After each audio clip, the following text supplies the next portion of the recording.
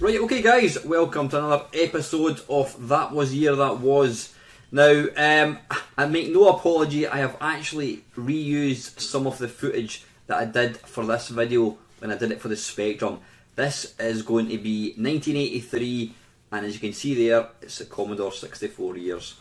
What did that year mean for me? I was still at school. I'd be, what, 16 years old I think it was. Now that was when it was quite a sort of an important year in my life. I mean, I just turned 16. I was able to drive a moped. I got my license, so I could drive a moped. I also started my very first job in October 1983, and I believe I got my very first computer. Yep, the Texas TI-994A. So anyway, what happened in that there news back in 1983? Well, in the UK, the average house price was put my teeth back in, £34,795. Blimey, you couldn't even get a really good car for that. Gallon of petrol was £1.25. Now, big events news-wise in the UK: seatbelts for drivers and front seat passengers became mandatory in the United Kingdom. I can't actually believe it was as long ago as that. I thought it was maybe 10-15 years ago, but that just shows you what do I know. Also in the UK, there was an IRA bombing that exploded outside Harrods on December the 17th during the pre-Christmas shopping season. The world's population was estimated to be 4.72 billion. Now, as of 2011, it's currently over 7 billion. So it just goes to show, guys, where the world's population has almost doubled since 1983, which is incredible. You know, that should happen. You know, that we can support all these people, although probably the case is we can't support them all, unfortunately. UK wise, due to the deployment of cruise missiles in the UK, CND organises marches and rallies with over 200,000 people attending. In the US, the very first mobile phone was introduced, courtesy of Motorola Company. Back in the UK, breakfast TV started in the UK with BBC Breakfast Time and TV AM. I always remember that. It always seemed mental that there was a TV programme on at 6 o'clock in the morning, because before that, TV did not start until about 2 o'clock in the afternoon.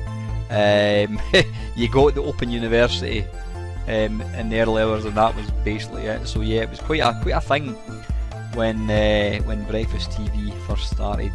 Space-wise, Sally Ride became the first American woman in the Space Shuttle Challenger. That was on the 18th of June. Back in the UK, the US deploys cruise missiles in Europe at the Greenham Common Air Force Base in England, and deploys Pershing missiles in West Germany. I remember hearing about that at the time. United States, Ronald Reagan proposes the Strategic Defence Initiative, i.e. SDI, or I think it became known as Star Wars. In other words, he was going to put a laser into space which was going to shoot down cruise missiles. It's quite scary that the whole nuclear thing has gone the full circle. We're now back to this, you know, very real threat, which is a horrible thing. UK wise again, Margaret Thatcher wins a landslide victory in the general election. Technology wise, ARPANET officially changes to use the Internet Protocol, creating the Internet. There you go. Lotus 123 was released. IBM releases the IBM PC XT computer. The US Space Challenger is launched on its maiden flight. Microsoft Word was also first released in this year. And the very first person to receive an artificial heart, a chap called Barney Clark in the US, he died after 112 days. So sadly, obviously, wasn't too successful.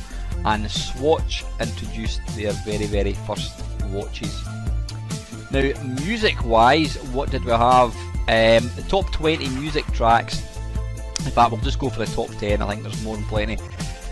Top 10, with Let's Dance is David Bowie, sadly no more, unfortunately. Number 9 was KC and the Sunshine Band with Give It Up. I think they were a one-hit wonder, were they? Number 8, another one-hit wonder, Men at Work with Down Under. Although I think they had another one called It's a Mistake, which was probably the right the right terminology to use. Number 7, we had Rod Stewart with Baby Jane. Number 6, we had The Police with Every Breath You Take. Number 5, Spandau Ballet with True. That was always the song they last played at a disco. That's when usually you were standing about hoping to dance with some bird, but you didn't want to. Yeah, number 4 was Paul Young with Wherever I Lay My Hat, That's My Home. Number 3 was UB40, Red Wine.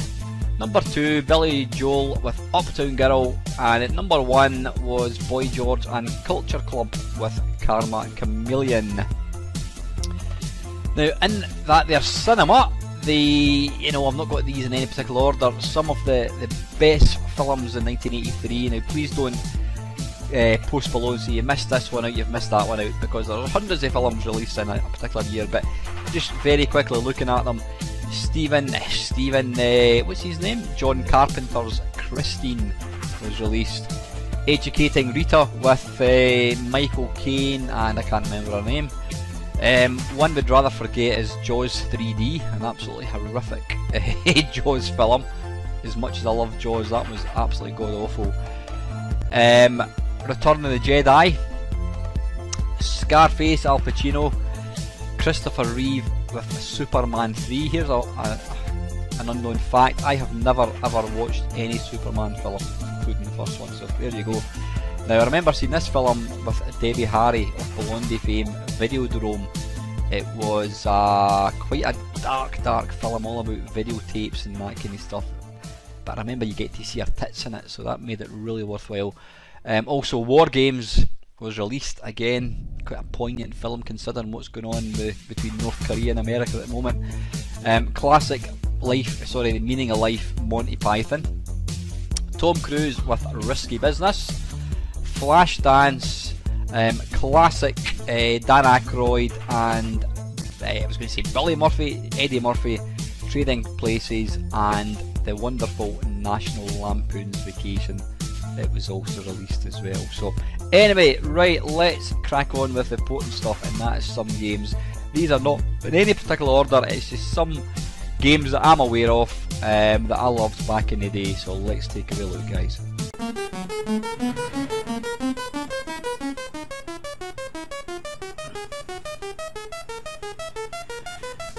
Right, yep, kicking things off. This is one of the very first games I ever bought for the C64, and I thought I would just let you enjoy the theme music.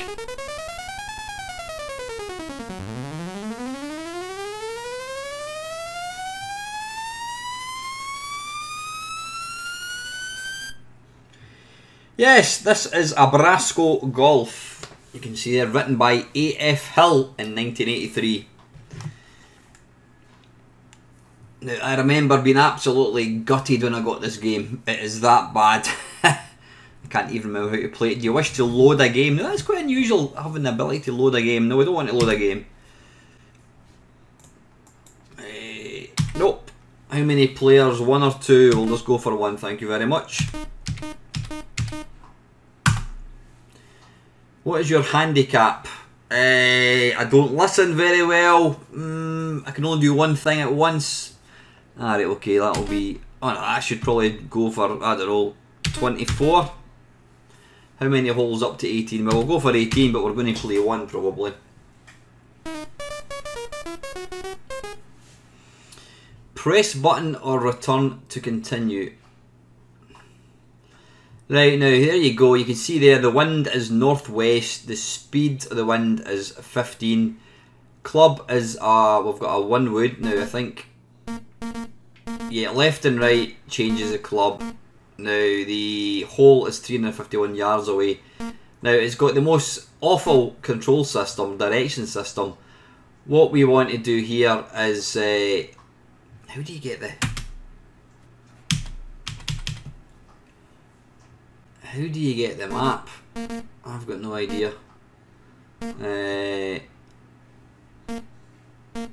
we'll just go for wood 1.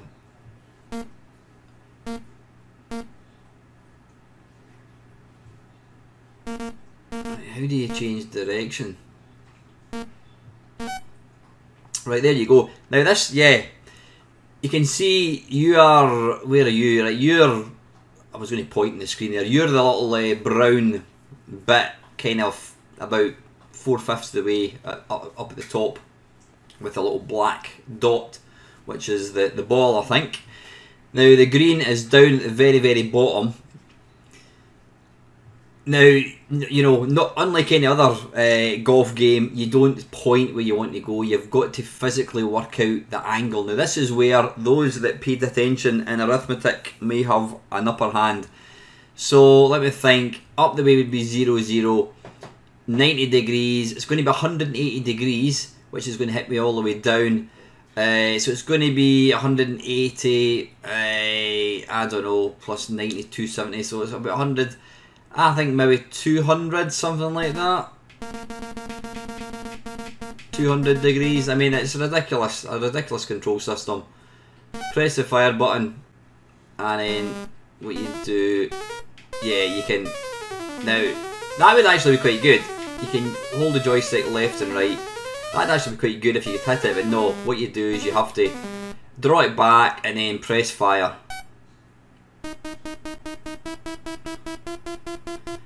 And then you've got to watch the ball coast merrily, hopefully in the direction of where you're wanting to hit it. Now, the problem is the viewpoint does not change. It's always left to right, so you've got no idea where you're actually going. A little map at the side would have been quite handy.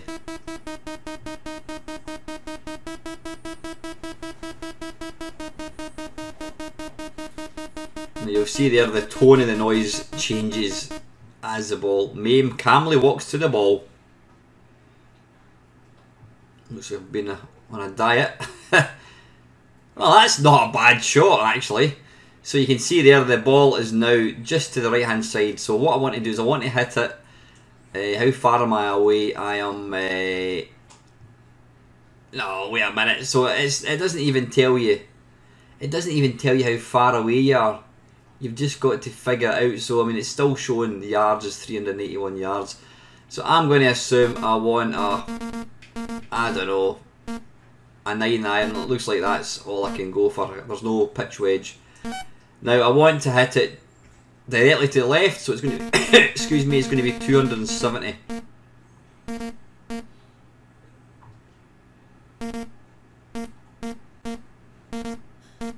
There we go. Right, and then it's going to be, let's see, how hard do I want to hit it? It's almost impossible to tell. We'll go for a 3/4 swing.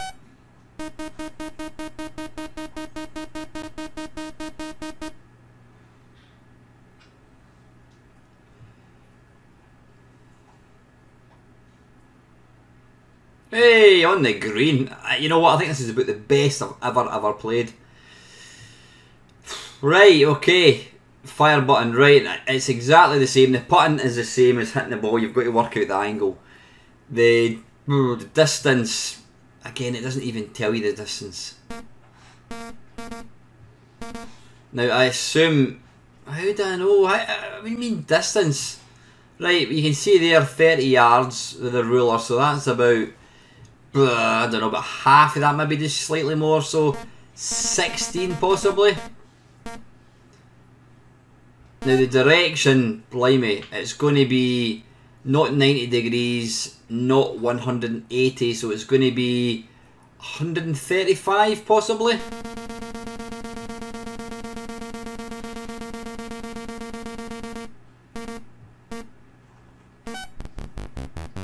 Alright, you don't actually get to hit it yet, it's all about trying to guess.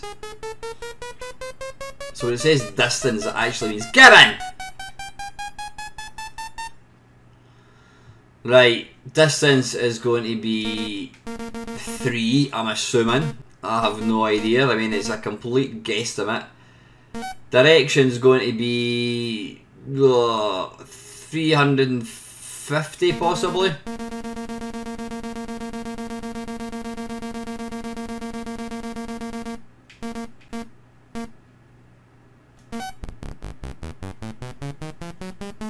Come on!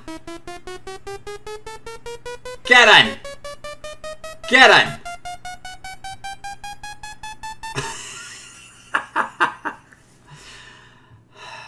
Right, it's going to be 1. And we're going to be hitting it, oh, blimey. It's going to be 180 to plus 45, 225, something like that.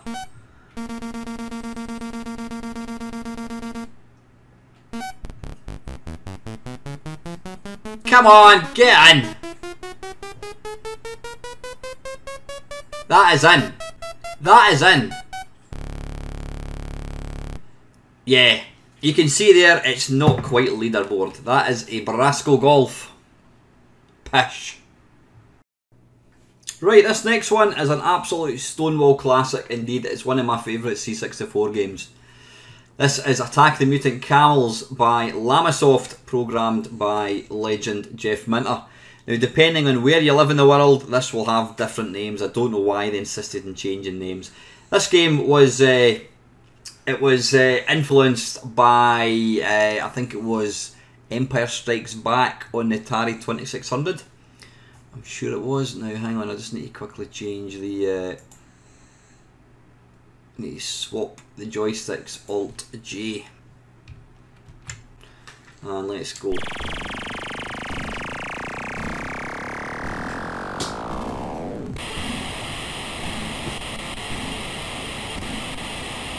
I love the sound effects in this game.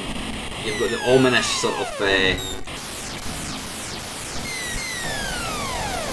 ominous march of the camels.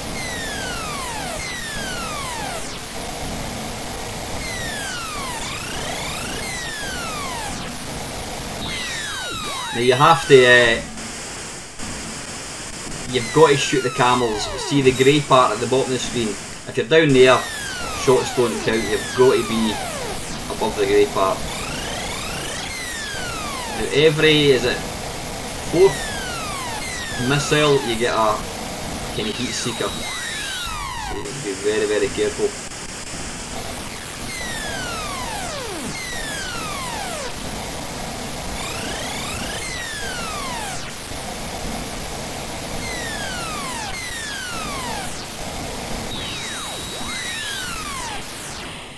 Now Jeff himself did say that he thought the animation in the camels was awful. He describes it as 2 men inside a pantomime horse.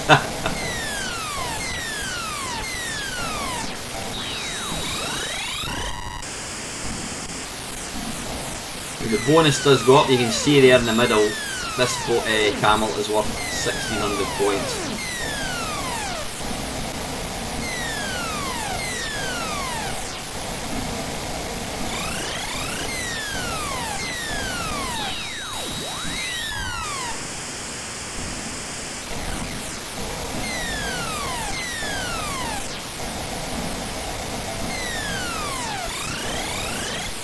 It's a typical Jeff Minter game, great visuals and even better sound.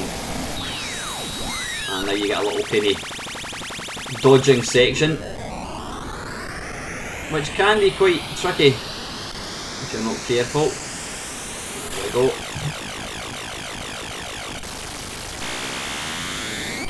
I think we'll shoot one more camel and then we'll move on.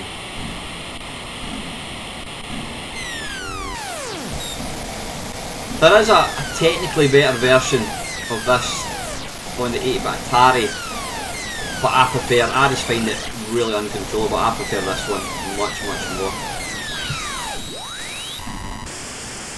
One more.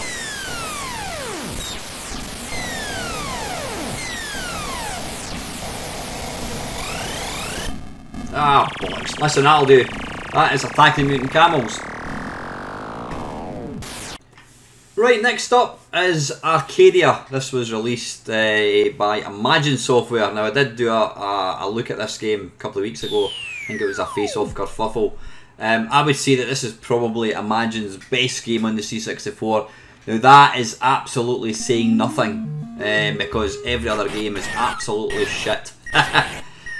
And this is just marginally not shit. So anyway, let's crack on. How do we start? Is it fire button possibly? F7 to start game. Yeah, it's a very simple shoot 'em up. But you know what? For an early game, I actually thought it was kind of alright. Ah, bollocks. The controls in it are a wee bit kind of weird. They've got a lot of... there's quite a bit of inertia going on.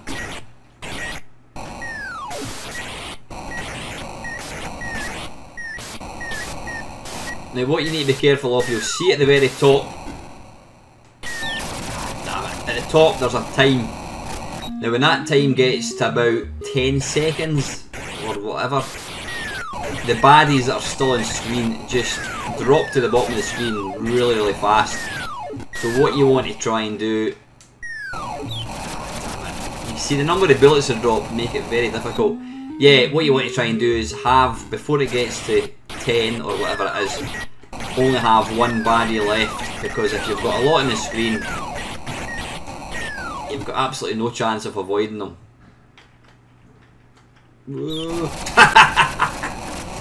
Because of the inertia in the ship, and it's not very quick at moving.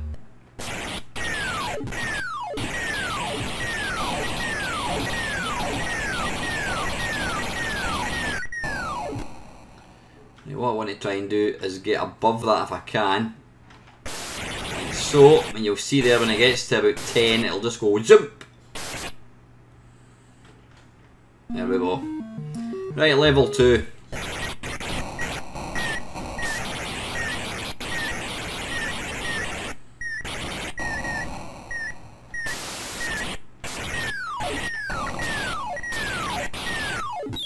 Ah, bollocks. Right, yeah, I'm not going to play that again. That is Arcadia, and that's by Imagine Software. Right, this is Archon, released by Electronic Arts. Yep, the very same company that goes on to release stuff like FIFA 2021 and all that bollocks. Yep, Electronic Arts have been going since, I don't know, 1982, maybe 1983. Now this came out in 1983, so there you go. Yeah, Archon, where did I start with? It's an arcade chess game. Now, I'm not going to try and explain it, I'm just going to press run key, continue, okay. Yeah, basically it's a 2-player game, or else there is also AI, so you can play against a computer, which I'm going to do. Now, you control a number of pieces, which you move, and then if you go to take a piece, it then opens up a little battle screen, and you basically fight it out in real time. And there are various warp things, these little flashing squares. I can't remember exactly. Right, 2-player, the F7. Now hopefully that means it's 1 player. Hang on a second, just swap the joystick round, there we go. Right, so these are kind of your pawns, so if I click on that, I can then move them 3 spaces like so. And then it'll be the computer's turn.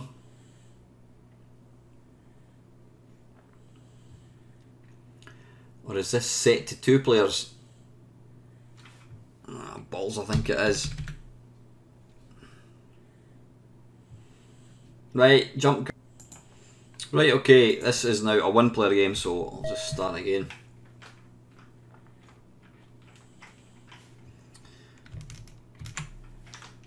Right, so I'll just do the same move again. Move my little knight to here.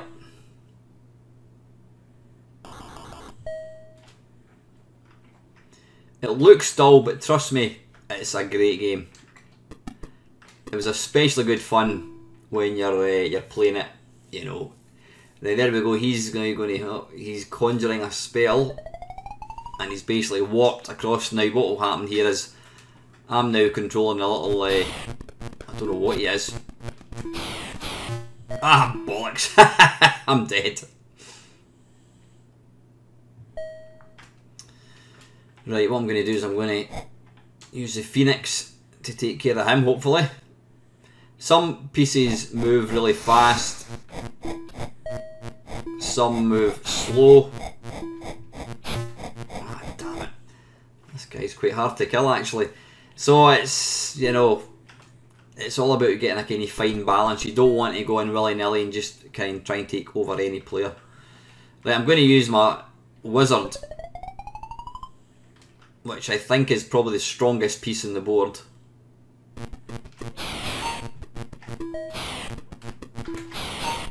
Right, at last. Okay, so I've now taken him. He's dead. I think she's going to conjure a spell and she's going to move. Oh, right, okay, so this is basically the two strongest pieces on the board.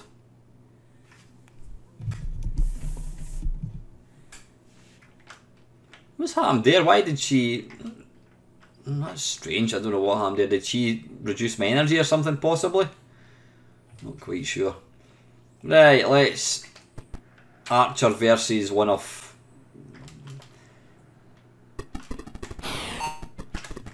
Now you need to be careful because this little guy just uses a club, so you've got to kind of keep your distance.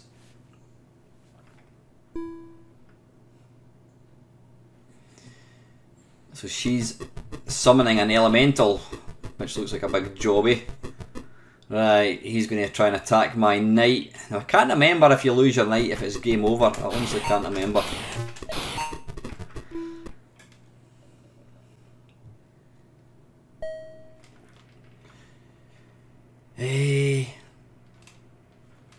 Right, let's... Can we attack? Right, we'll move in here. I reckon I'll probably get attacked here, possibly. Right, now she's shifting time, which I think kind of puts the time back. And I think anyone that died, it kind of reverses time.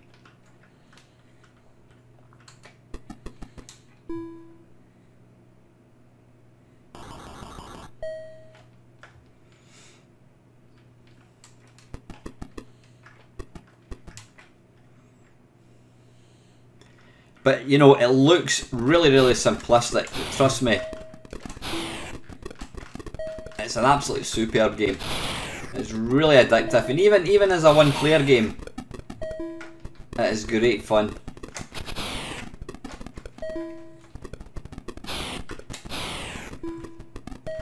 And for an early game, it's just awesome. It really is. So anyway, yeah, that's Archon. That is by Electronic Arts. Right, this is Ardi the Aardvark, and this was released by Datamost. Now I do remember playing this very, very briefly. What is it? Another joystick possibly? No, it's not. There we go. Now what you want to do here is you control the tongue. Ah, bollocks. You control the tongue of the aardvark and you've got to try and eat all the, I don't know what it is, seeds? I have no idea what it is you're actually eating. Can you kill that? Yeah, you can. Ah, right, I think you can only kill it from behind.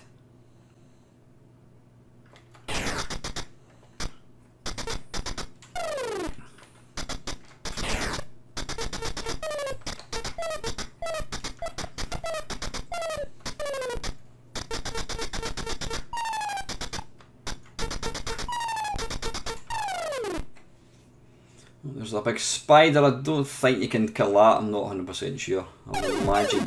Ah, bollocks, why did that kill me there? That's a bit cheeky.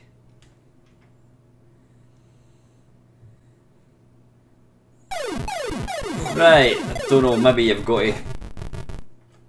I don't know how you avoid that thing.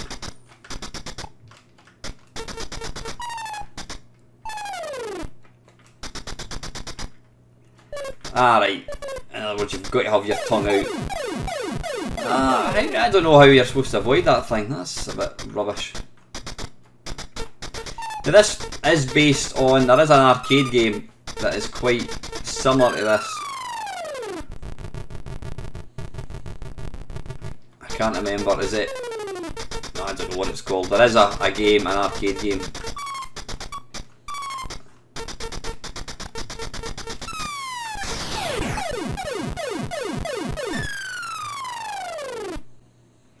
Yeah, nice little fun game. That is Ardy the Aardvark.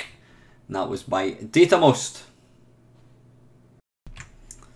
Right, this is Avenger. And this is a really nice Space Invaders game. F1, okay, let's go.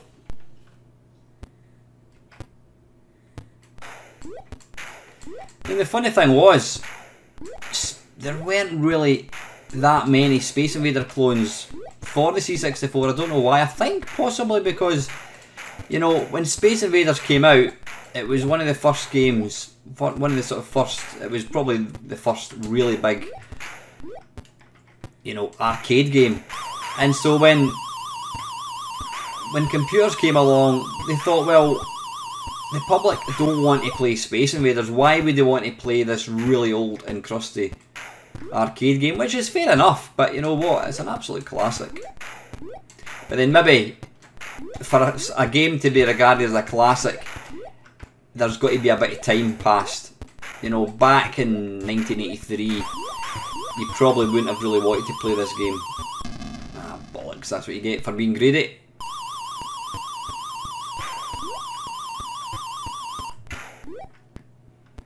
But it's a really faithful version of the game.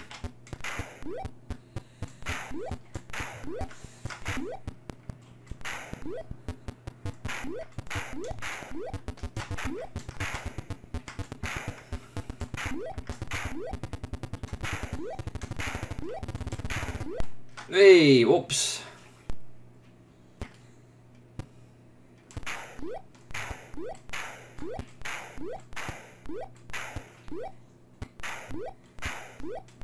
Yeah, I mean, it's not perfect, but it's not half bad. Anyway, that is Avenger, and that was released by Commodore themselves.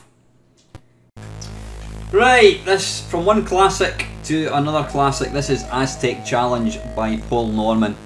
Paul did go on to write Forbidden Forest, and this is a great game. This was one of these games that I saw in a magazine, and I just thought it looked amazing. It had all these multiple levels. Now this is possibly one of the most frustrating levels you're ever going to play. Hang on, why is it not working?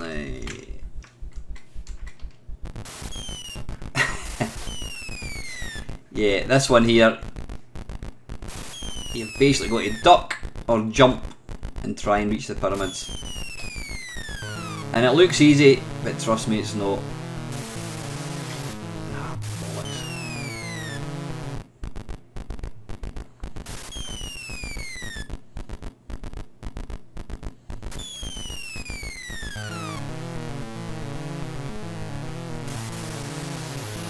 Now you're probably thinking, why don't you just duck all the time and then just jump if you have to? But if you stay ducked, you eventually fall over.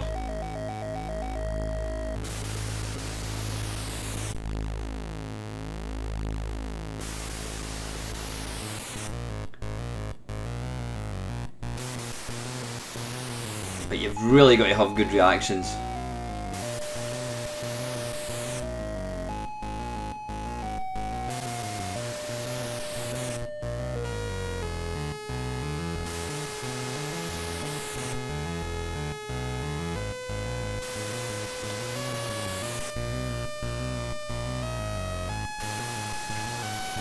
You see the pyramids getting bigger.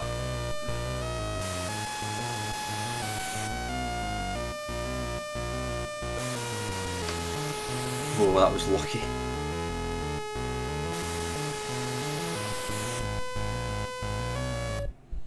Woo! There we go. Right, level 1 done. Now this one, I think you're basically running up the side of the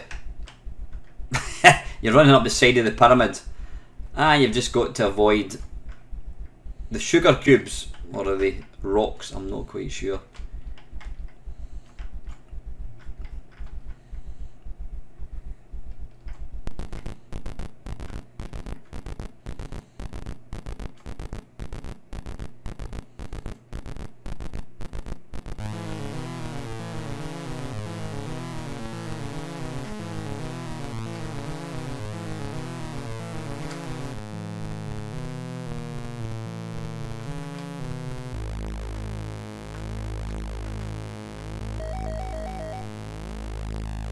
the sound is great in this game.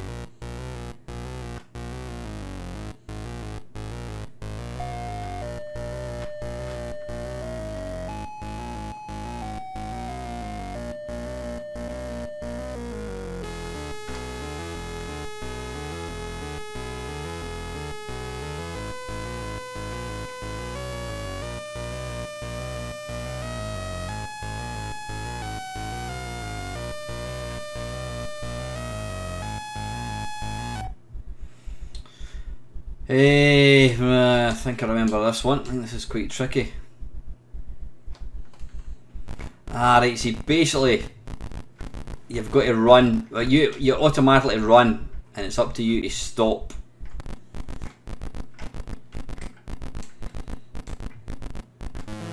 Ah, damn it.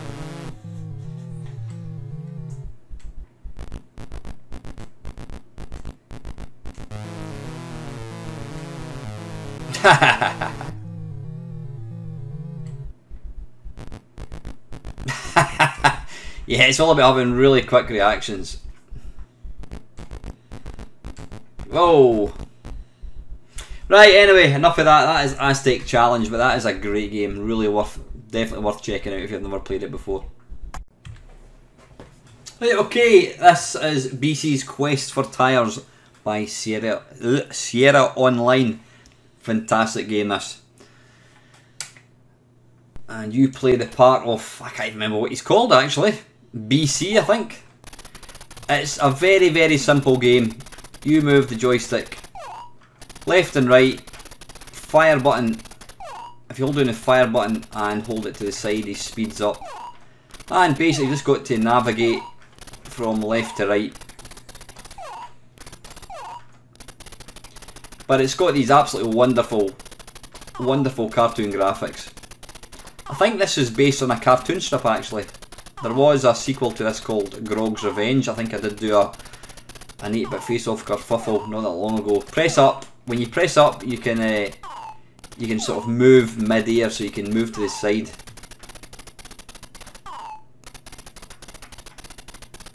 Very, very simple game, but great fun. I love the effect of the kind of wind blowing his hair.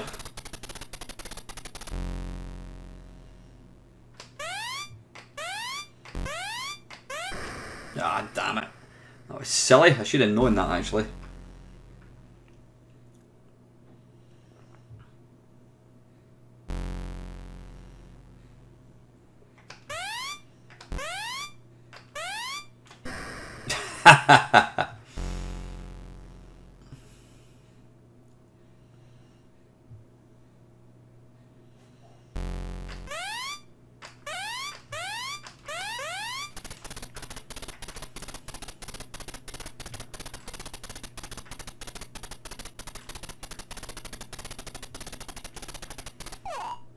Oops, now you need to watch out for rocks, holes, boulders, you name it. Ah, damn. But the little graphical touches is lovely.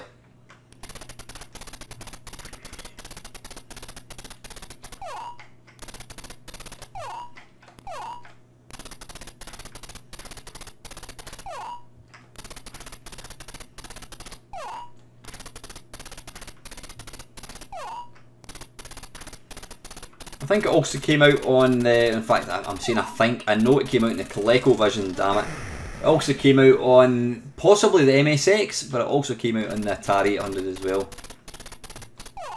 And what you need to do here is get positioned underneath the wee bird, and then it will lift you across the, I think it's a big hole, whatever it is.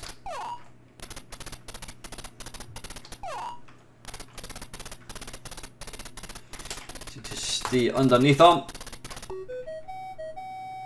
Or is it burning lava? I'm not quite sure. I always thought it's quite nice the way you're kind of going downhill actually. It's simple but effective.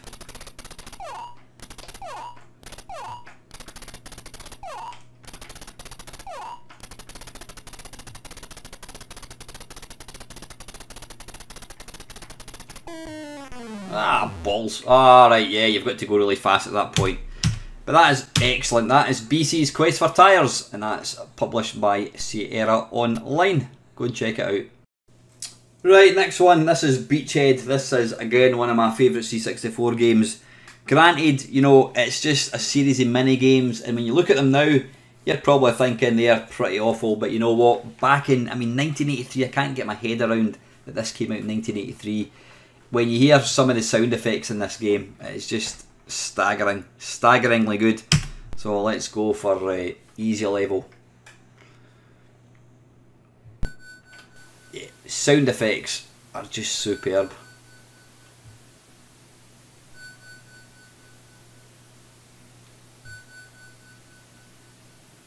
So you're basically launching an attack. I think it's on a Japanese military base, something like that. There's a big kind of gun thing which you want to take out. So the first level is you've got to navigate through a kind of minefield. Quite simple. Press forward on the joystick to move forwards, back to slow up, left and right steers, and you're basically going from the bottom of the screen up to the very top. You want to go through this little space up here like so.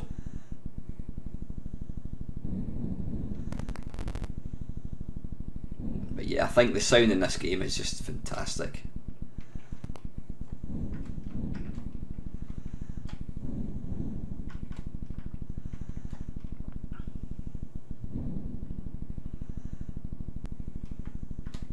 Oh, oh, that was close.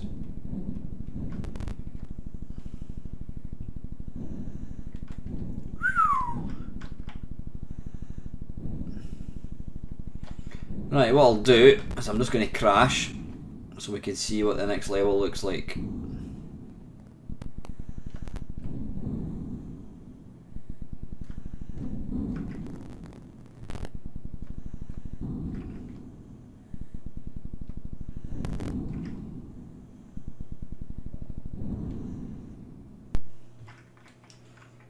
Right, now we can actually attack the beaches. And this level has one of my favourite, I think, most impressive sound effects in the C64. The sound of the planes as they pass over. Now bear in mind this is an emulator, so the sound isn't going to sound as good as it would in a real C64. I'm going to stop talking.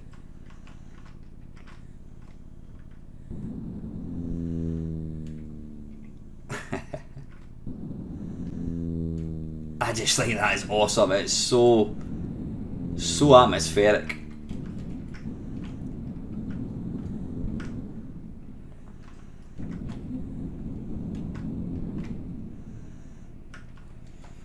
It did come out, I think, in pretty much every 8-bit machine. Though I think, without a shadow of doubt, the C64 is the one to play.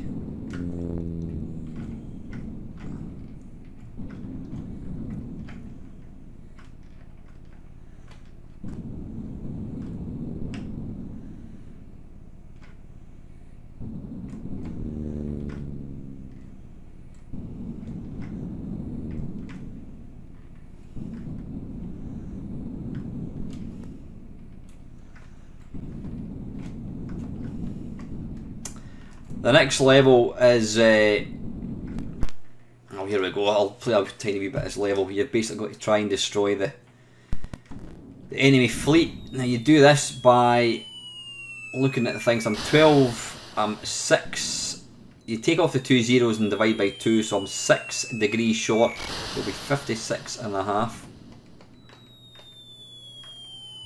Oops, 56.5, that should be it.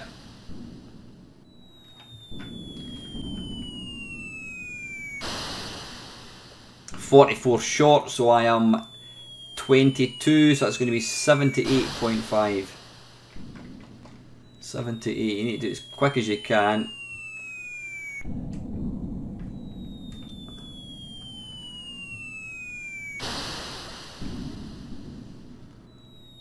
I'm 9 too much, so it's going to be 28.5, is it? 28.5, I think.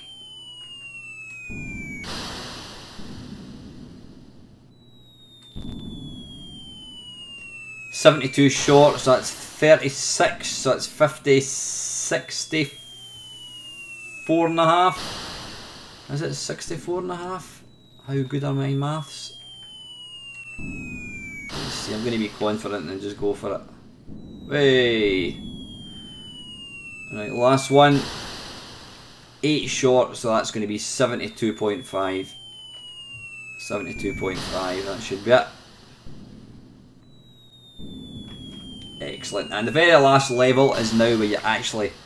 No, sorry, I tell a lie, this is the second last level. You basically pilot, or you don't pilot, you steer. You can now go straight into the beach.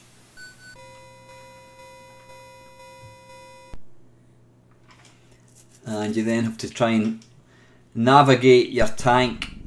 Now, the only reason I've got 2 tanks there is because I've only had a couple of bases through. If you're going to play it for real, you'd obviously want to get as many ships through. Now, this can be quite tricky, this one, because the 3D perspective, it's like isometric 3D, so you've got to kind of just try and judge it yourself.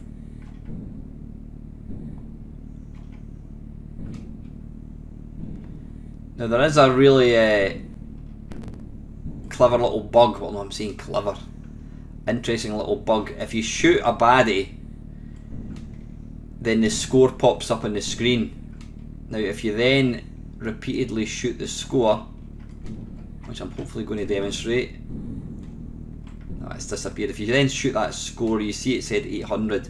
If you then shoot that score, balls, you then get 800 points every time you shoot the score itself. So I've only got 1 tank left. Now the little bit in the middle, it looks like a kind of radar thing. I don't think that has any purpose at all. It doesn't do anything. Yeah, looking at it now, it does look very, very basic. I mean, there's not even any animation in the tank. I would love to see a remake of this game, actually. You know, just keep the same sound effects, but just have improve the graphics. That would be nice.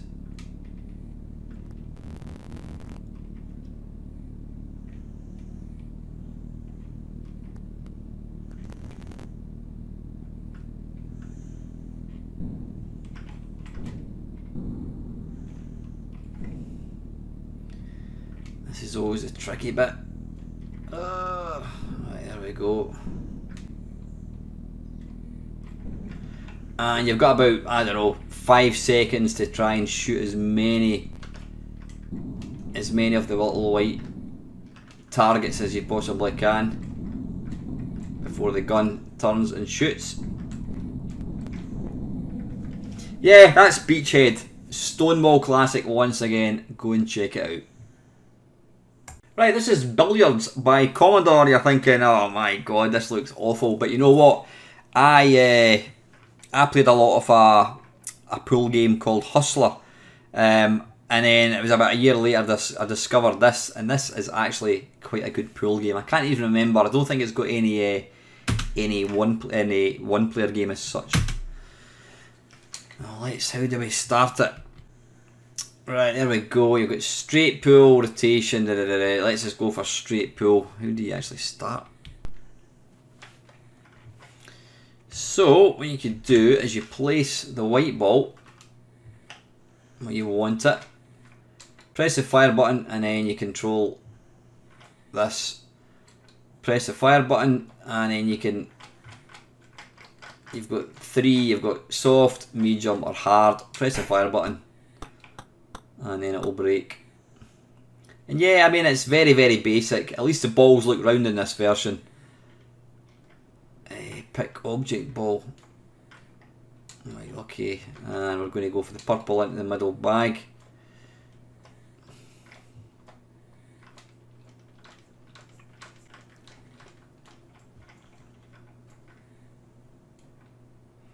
And we'll go for a medium shot. Hey! And I think we'll take the yellow into the middle bag again, like so.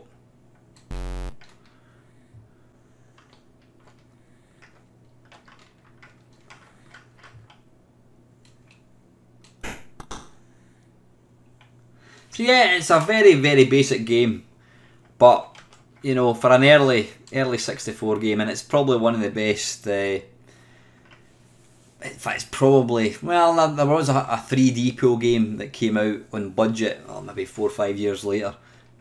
Steve Davis Snooker was pretty good as well, but for an early pool game, this is pretty good. So this is pool, yeah, or billiards, I should say. Go and check it out if that's your thing. Right, this is Blagger by Anthony Crowther. So how do we start the game? How does one start the game? There we go, spacebar. Right, now you play the part of a... oh, bollocks. You play the part of a thief. Now, I always thought it looked like a... It looked like a snowman, excuse me, but it's actually a man with a... Oh, that was silly. It's a guy with a bag of swag over his shoulder. Now you can see here, this is obviously, it's been inspired by Manic Miner, and it is very, very difficult.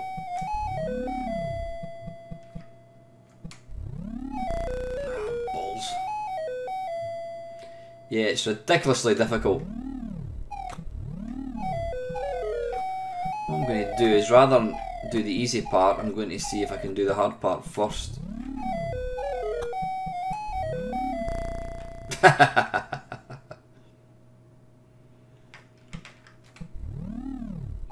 That was the thing about these early games, they were just absolutely savagely difficult.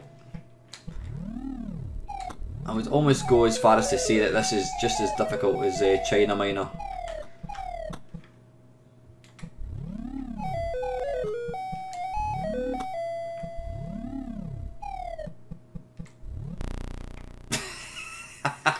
There you go, game over.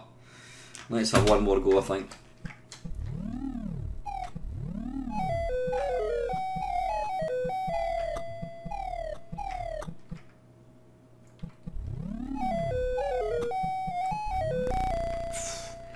It's actually, how do you jump? Where do you jump about?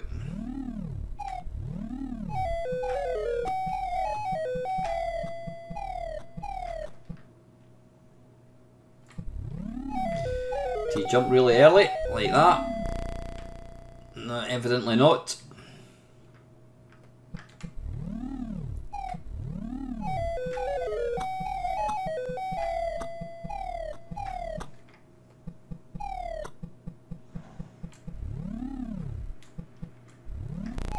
Oh, come on. That is so unfair.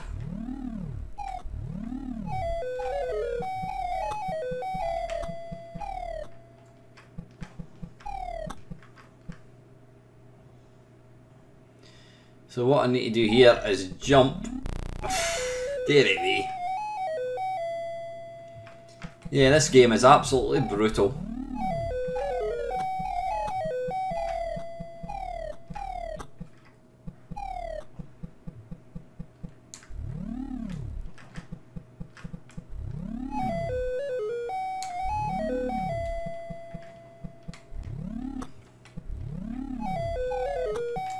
Hey, right, now for the, hopefully the easy bit. Get up there, that's it.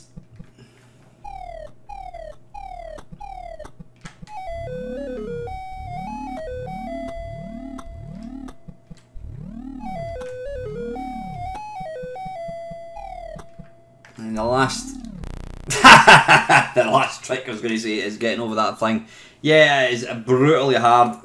For some reason, I really enjoy playing that game. Don't know why. But yeah, if you want to check out an early Manic Miner clone, then you can do worse than that. That's Blagger by Alligator Software. Right, next up is an absolute classic. This is Blue Max.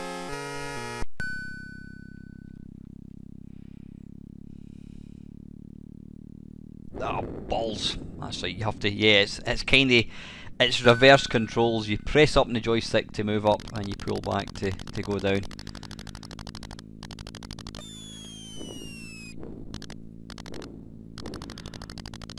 I always thought the sound in this one was really good. I love the kind of distant sound of the bombs going off, quite authentic.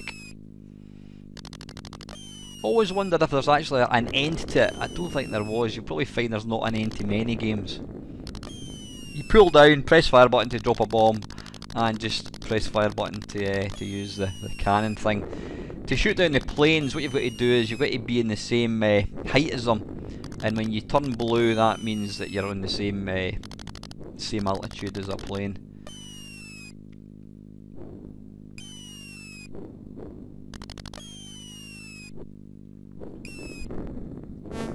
The little mushroom cloud is always quite smart, I thought. You see, you've got to keep an eye on your fuel, so you need to come into land, line up, and pull down. There we go. You've got to try and land as quickly as possible because you basically run out of runway, so you need to make sure you've got enough runway to take off. I'm not sure if I have here. Let my bombs go up. There we go. It's fueling up, that's it. Let's go. You need to wait until you're above 90 miles an hour. Oh, arse, hit the tree.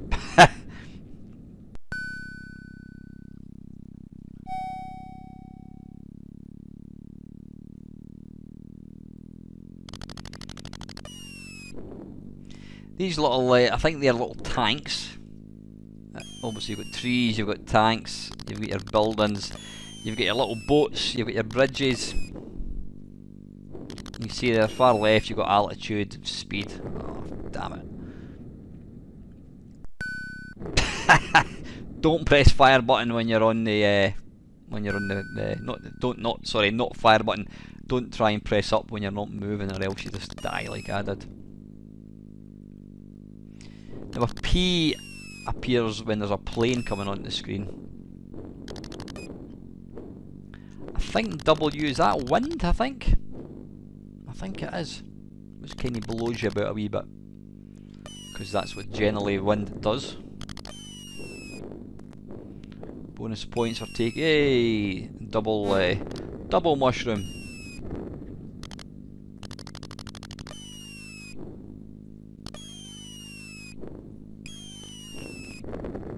Yeah, great game. That is Blue Max.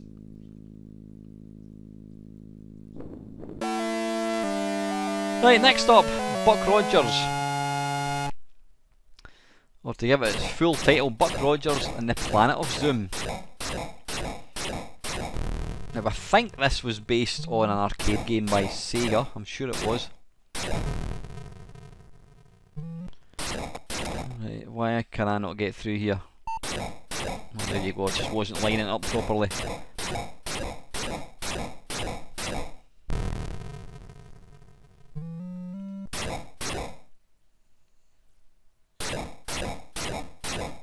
Quite a simplistic game, but you know what, it looks not too bad. Yeah, the main sprites are very, very blocky looking, but it plays well and it looks quite nice.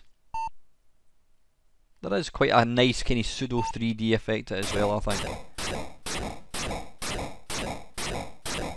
Could probably do a bit of music, possibly.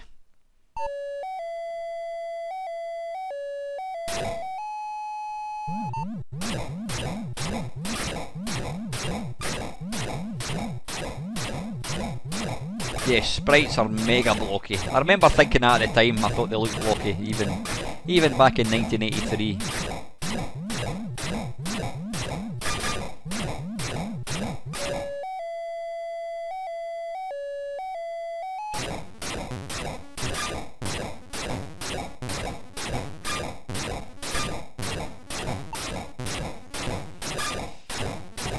You've got to kill giant, I don't know what they are, giant spiders or something, I have no idea. Never watched the film, never watched the TV programme.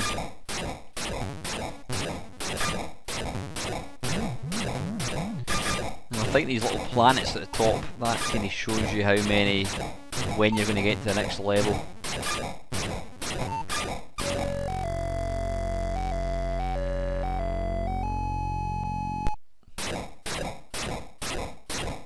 Oh, I like that sound, that's nice.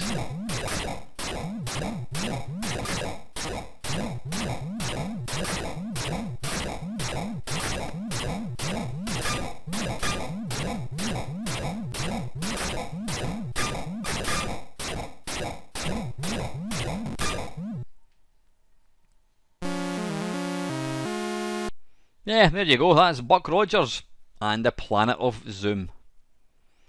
Right, next up, this is a favourite of mine. This is Castle Wolfenstein, one of the earliest games that I played. Love this game to bits. Looking at it now, it looks shite, and you're probably thinking, that looks shite, but trust me, this is all about atmosphere. This game, and this is a true story, this inspired 3D Wolfenstein by whatever they were called, who then went on to do Doom. So yeah, this is basically the granddad of Doom. It's, you know, it's not politically correct at all. You're stuck in a castle, and you've got to try and you're being held hostage, and you've got to try and escape the castle. Yeah, like I say, the graphics are woeful. Everything about it just looks shite, but it plays so well. Well, it doesn't play that well, but it's just, I love the whole you've got to hide, and you know, you discover treasure, and you've got to collect bullets, and you can steal guards' uniforms, and it's also got speech, which for a 1983 game is pretty damned impressive, I think. Now sadly, the guy that actually wrote this, Silas Warner, yep, that's what it does in the original, a complete glitch face if you walk into the wall. Silas Warner sadly passed away, I think it was last year actually. Yeah, you've even got little digitised yelps. You can search the body. Now I think this originally came out in the Apple actually. If you are going to play this game, then I suggest you download the instructions, because it's, although it uses the joystick, it also uses keyboard as well. So this was one of the games I completed. There was a sequel called Beyond Castle Wolfenstein, which I think came out the year after.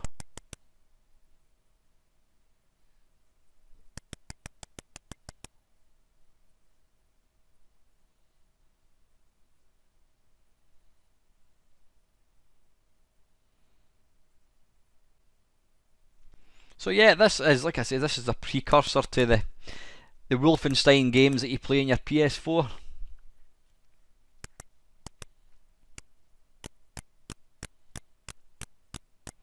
You now have 1 grenades.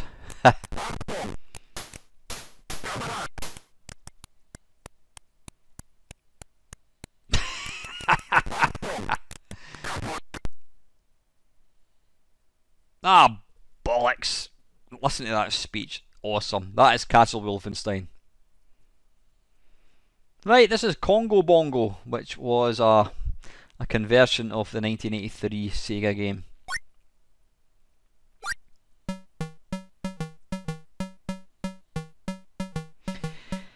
Kinda like Donkey Kong. You know, you've got the ape at the top of the screen, and instead of barrels, I think is it coconuts or something he's throwing at you, I'm not quite sure, or rocks. Well, he will eventually throw them. And you're not being pursued by little monkeys, but you've got to avoid them. Yeah, there you go, I think that's coconuts. Definitely coconuts. There was actually a second version of this that came out in the C64.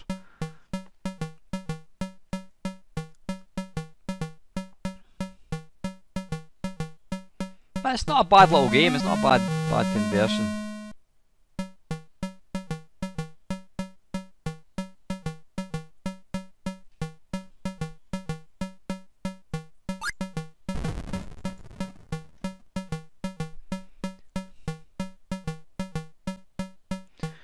Avoid the monkey. And try and jump. Hey! Oh, arse.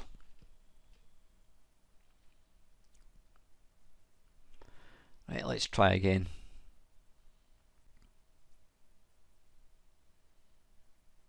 Come on. Right, number one player and joystick. Yeah, that music is basically that was the music that we used to get back in 1983. Never mind your Monty and the Runner Commando. That was about as far as that was about advanced as music went. And the thing is, back in 1983, we didn't think that music was that bad. We just accepted it what it was. And so when Rob Hubbard came along with Thing in the Spring, it just absolutely blew our mind. You know, was this really the same computer making that noise? Come on, out the road.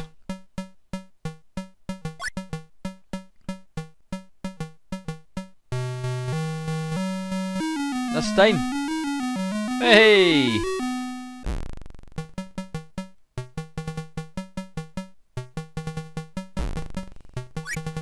Right, we go in the lily pads, I presume? Obviously not.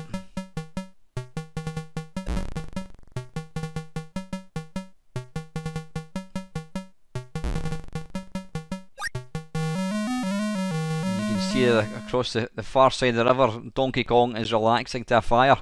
Yeah, but anyway, that's Congo Bongo. Not a bad weekend version for the time. Right, this is Cosmic Convoy.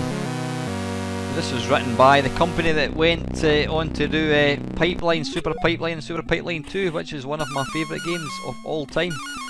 Sadly, this game isn't quite up there.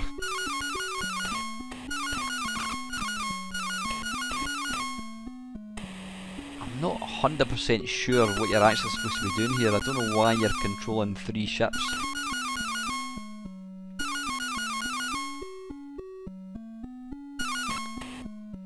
They just look a bit too big for the screen though.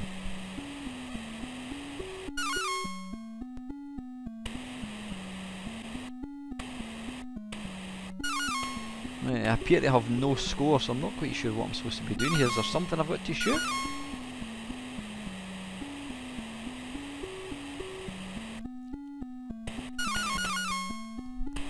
Oh!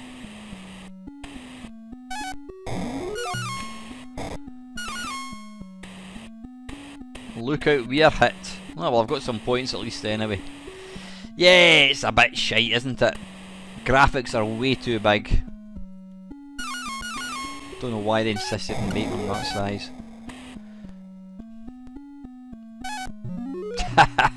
Yeah, that's Cosmic Convoy by Task Set.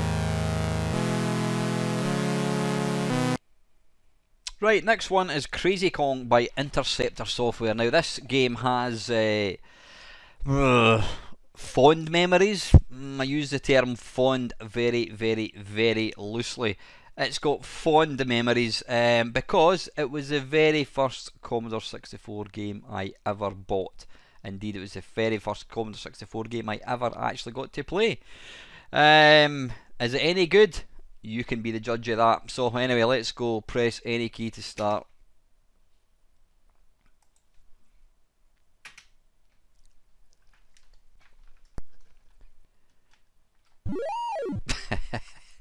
Yep, and as you can see there, it's a version of Kong, Donkey Kong I should say.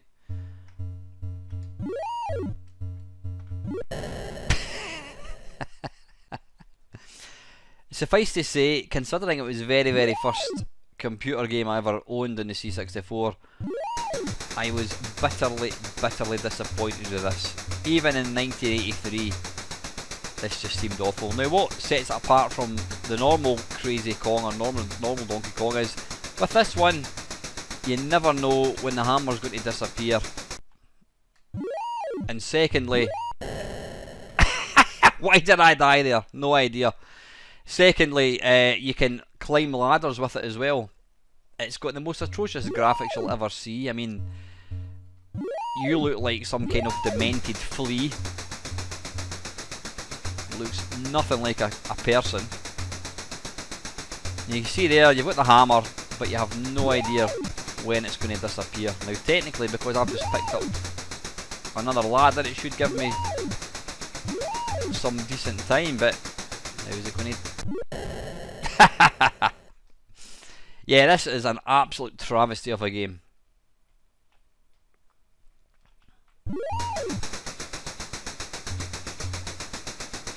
Now these barrels, see what I mean? It's completely and utterly random as to when the hammer's going to disappear.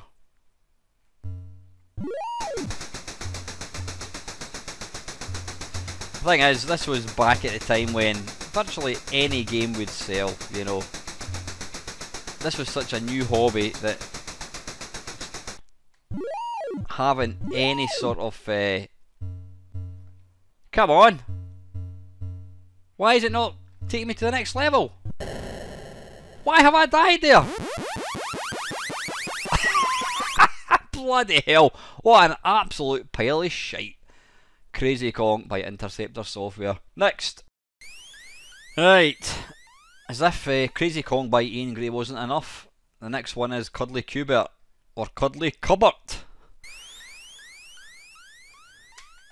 Right, okay. It surely can't be as bad as that last travesty. Right, let's go.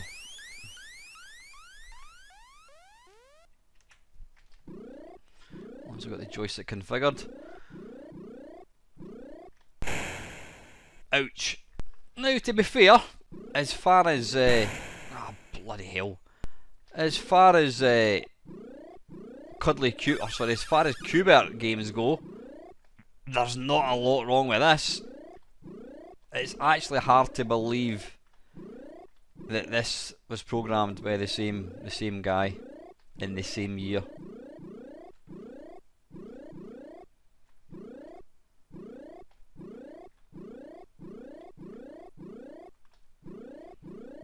Not a fan of this game at all.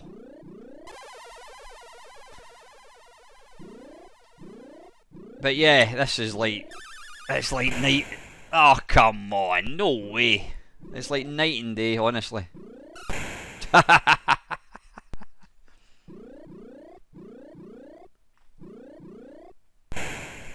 Controls are a bit unwieldy, but then I think you generally find that with most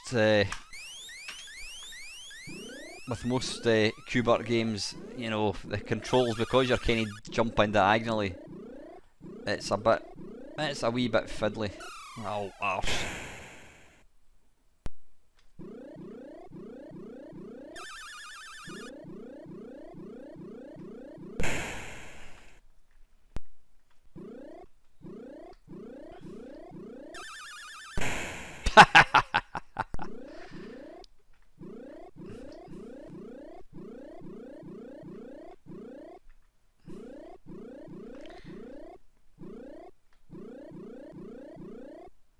Come on, come on. Right, that's enough of that. That's Cuddly Cubert by Interceptor. Right, okay, this is Cybertron. Now, to the uninitiated, this is a port of Robotron, the classic twin stick shooter by Williams Software. Now, you can, excuse me, you can actually, if you plug a second joystick into the C64, you can actually play this with two joysticks. Now, that's how it should be done. I've never actually played it with two joysticks. Let's go. So, number of joysticks 1, and press fire to start. Okay, let's go. Now, the graphics are obviously pretty chunky looking, so you know it's going to be... It feels a lot more restricted movement wise than the arcade one, which you would expect, you know what I mean. But yeah, the controls for this with one joystick is basically you fire in the direction you're walking, so it's not ideal. But you know, from a graphical point of view, it does kind of feel like Robotron, but you really want to get the second joystick to get that proper Robotron goodness. Now, I did buy this game, and oh, there's only one leg of that dude. I don't know what's going on there. Can we kill him? There we go. That's some dead old arse. Yeah, pretty tough, pretty tough. But you know what? For a Robotron game in the C64, it's not half bad. So let's crack on. Right, this is David's Midnight Magic, and as you can see there, it is a pinball game. Now, I remember getting this and playing it an awful lot back in the day. So I can't remember for the life of me how we actually start it. Is it F1? How do we start? Is it fire button?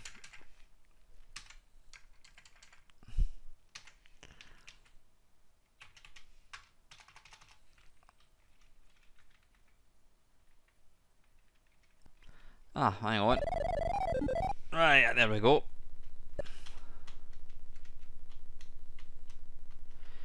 Now it looks ridiculously simple, which it is. Right, hang on, how do I operate the... There we go.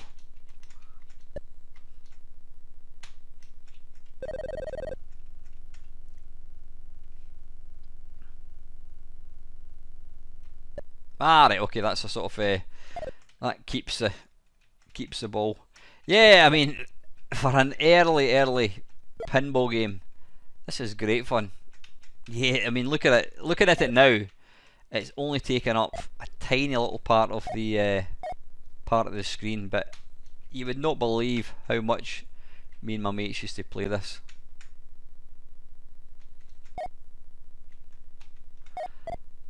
It looks ridiculously bland. Some 30 years, 40 years, whatever it was, from when I first played it. But great fun. For an early pinball game, it is great fun.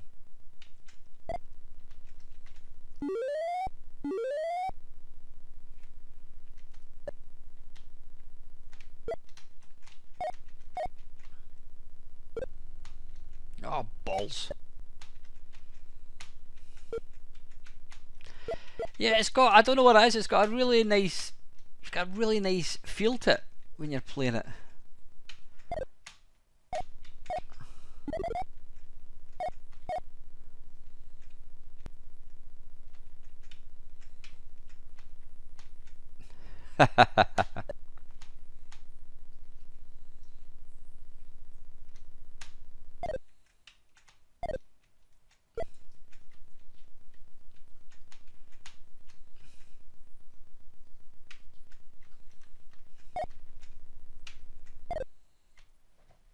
Damn it.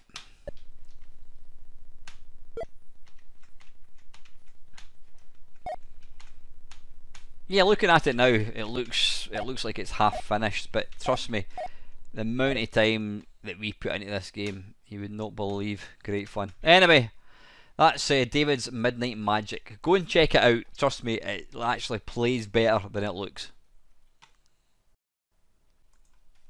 Right, this is Defender, and this is the official release by Atari, again 1983.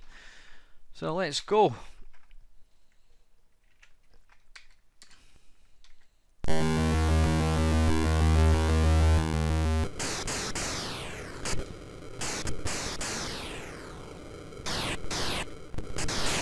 Right, obviously this uses oh damn it, this uses the joystick, which is not the proper way to play this game. If you're going to play Defender, you've absolutely got to play it with keys.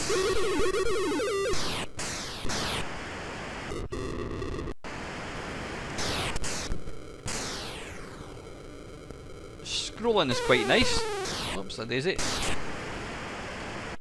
The firing, the laser fire is pretty good as well.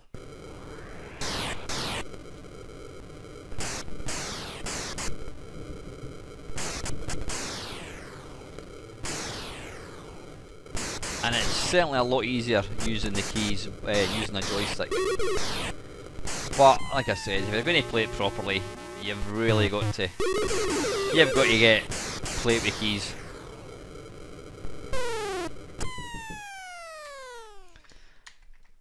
And I would say this one is considerably easier than arcade as well. Though Arcade Defender is, I don't think there's any more difficult games. Ah, bollocks. But yeah, not bad. It's certainly not the best Defender. If you want to play a good Defender clone on the C64, then either play Drop Zone, though if you want an accurate one, then go for Guardian by Alligator Software. So yeah, that's Defender, and that was released by Atari. Right, sticking with Defender, Mr. Ian Gray has returned to haunt me once again. This is his version of Defender, again released and published by Interceptor Software.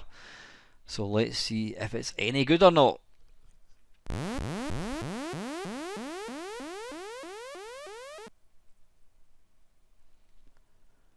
Right, how do we start? Oh, it's spacebar.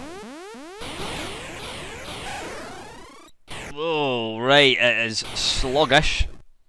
And you'll also notice there when you turn, the whole screen freezes.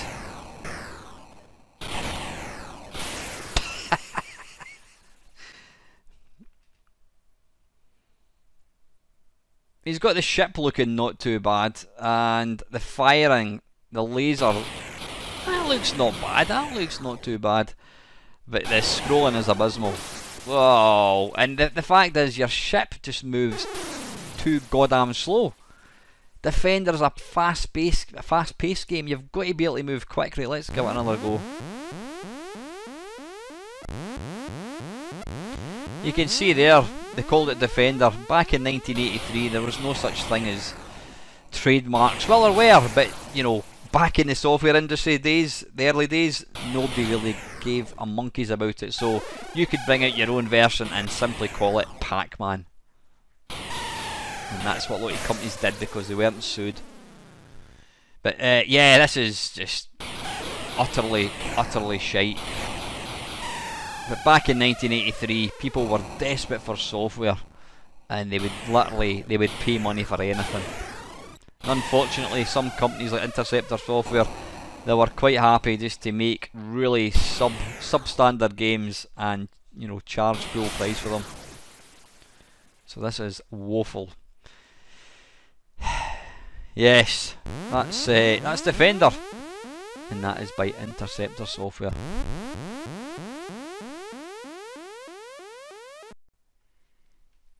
Okay, next up is excuse me, Dig Dug, and this was converted and released by Atari. I think most of the sort of early arcade games seem to be from Atari. I think that and Parker Brothers. Not a massive fan of Dig Dug, but you know what, it is good fun. It is really good fun.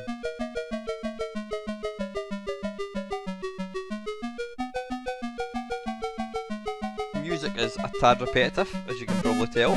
It's certainly no Commando or Monty on the Run.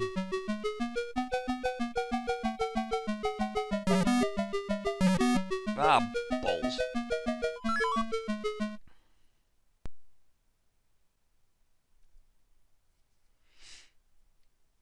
Alright, I appear I've started a 2-player game, not to worry.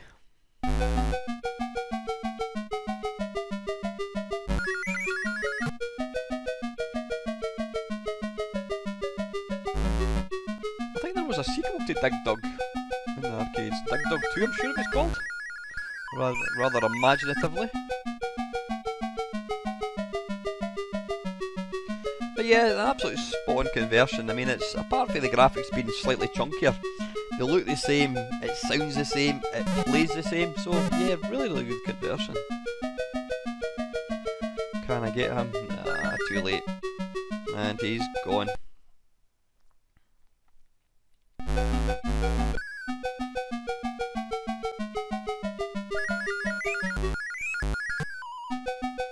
It does get hard very quickly.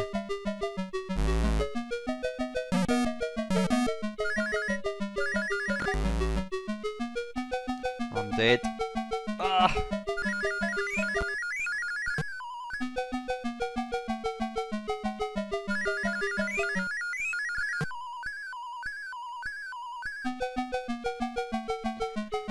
When you get to the last baddie, he always tries to make an exit. He always goes at the top left of the screen, so if you just kind of sit at the top like that, you can usually jab them. So that's Dig Dug. That is excellent. Right, this next one, this is a particular favourite of mine's. It's a very little known game, funnily enough. This is Dino Eggs.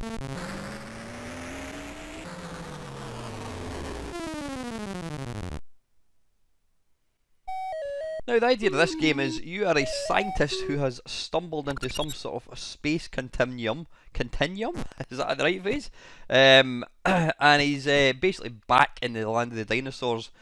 Now, what he's trying to do is collect the eggs, which is actually quite naughty when you think about it. He's trying to collect the eggs, which you can do. They're hidden under stones. So you pull down the joystick, press the fire button, and you can basically move boulders. There's an egg there. Pick it up by pulling down and pressing the fire button. Now, to thwart you, you've got spiders who drop from the ceiling. You've also got spiders. Excuse me. Now, every now and again, you'll see their Dino Mom coming. Oh, I've just managed to teleport out. Every I don't know, 30 seconds or so, it gives you a little warning that the Dino Mom is going to come, and you'll see what happens. Basically, she'll put her large foot down like so, and crush you to death. Now the only way to stop her doing that is if you pick up 2 bits of firewood. When you pick up 1 bit of firewood and then place it on top of another bit of firewood, you start a fire, and I think the fire lasts for it's like 10 seconds. It's 10. Well, it's actually more than 10 seconds, but it does count down. But you know what? It's an absolutely stonking little game. This, it really is. It just plays so well. It looks great. It's different. The graphics are really, really nice. It plays that well, and yeah, it's a really, really fun game to play. If you've never played it, go and check it out, honestly. There you go, that's made a fire. So what will happen, you can see there underneath the fire it's got 9. That's basically the time that the fire lasts. When that gets to 0, the fire will disappear.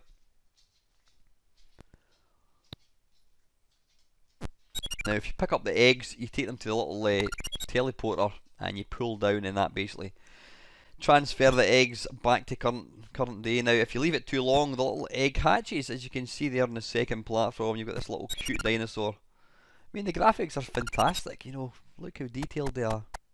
Ah, balls. Now if you get contaminated, you've basically got to leg it back to the teleporter, and that will replenish your energy. You twat, I'm going to kill the dinosaur as well. Ah, no. Now you'll see there my time is ticking down very quickly. I'm going to struggle to get up here. I've just made a complete arse of it. I'm now going to turn into a spider. Instead of evolution, it's devolution. Yeah, so anyway, that is Dino Eggs. That's a cracking game. Next one is Donkey Kong. You know this game by now. This is Atari. Again, this is released by Atari.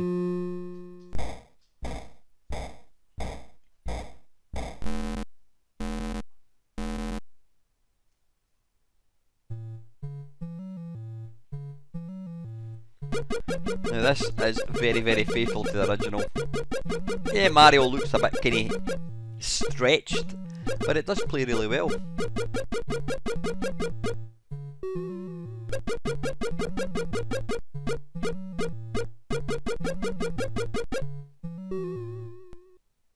Oh, you idiot.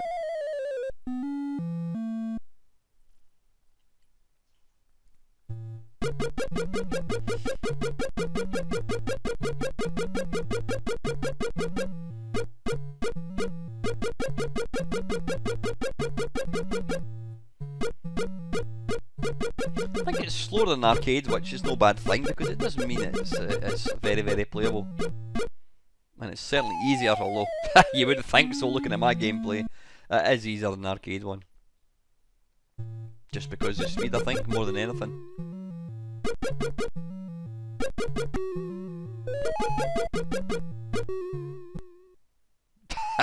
I'm just trying to get some of these points that little tricks you get in the arcade one. So anyway, that's Donkey Kong. Really nice version. Right, the Fabulous Wonder. Where did I start? This was a game that I got a copy of way back in 1983, and for some bizarre reason, it actually sucked a lot of my time. I mean, I think it was kind of touted as a sort of an adult game, but there's one little bit where you go into a casino and it's like you play blackjack, and it's basically higher and lower. And for some strange reason, me and my mate just became utterly addicted to this one little sub game. Really bizarre. Now I think it's all written in BASIC. You can tell there. I mean, the presentation is just atrocious. No effort going into trying to change the font or anything. And I'll stop talking and let you soak up the atmosphere of the game.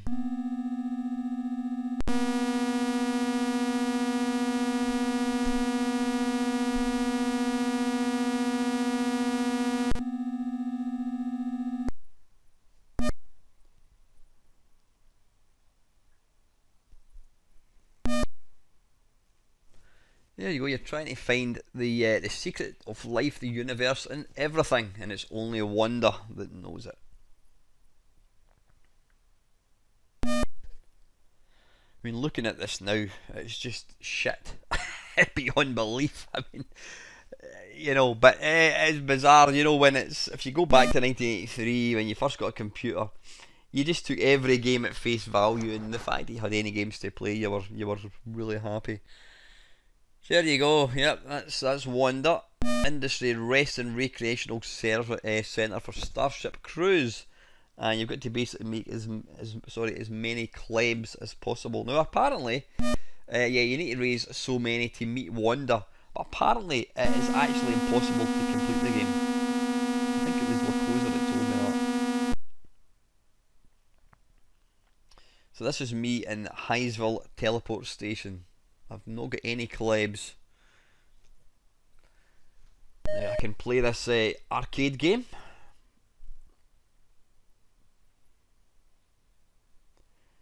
Now this will let you see it all. There you go, that's the arcade game.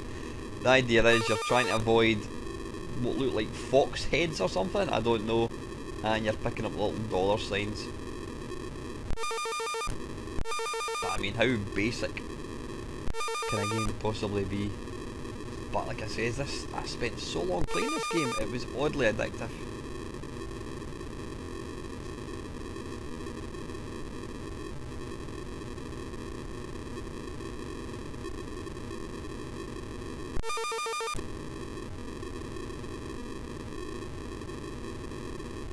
I mean, I had loads of other games back then, but I don't know, maybe it was the gambling aspect, the fact that you're making money, albeit virtual money, I don't know, but it was like I says, we played this so much.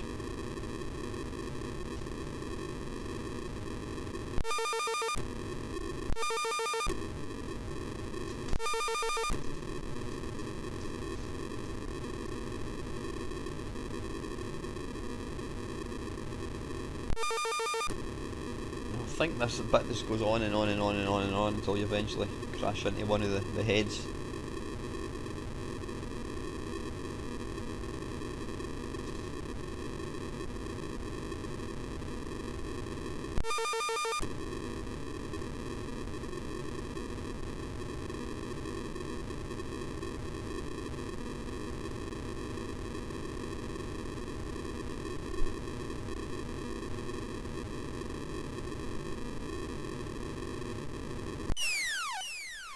Anyway, that's a fabulous Wonder.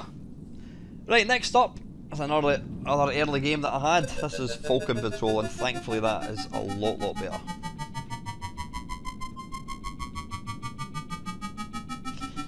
Very similar to Harrier Attack on the Spectrum. I think Harrier Attack came out on the C64 as well, but I always preferred this. Had some really good sound.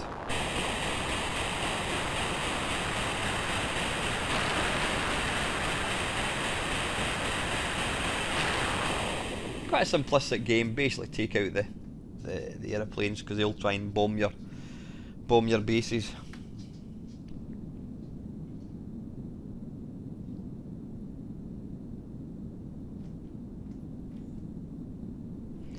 But yeah, the use of kind of sort of white noise in the background did give it quite a kind of atmospheric ambience.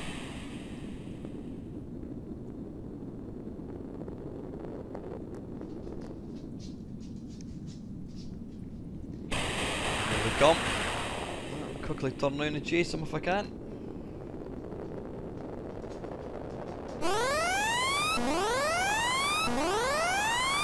That's my gas getting low, I think. I have to refuel if I can. Too late.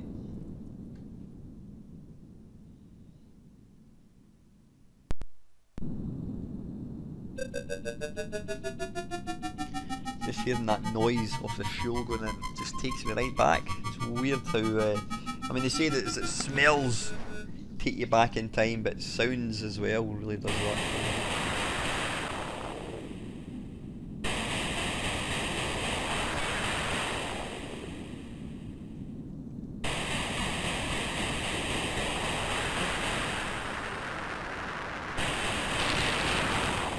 Come here.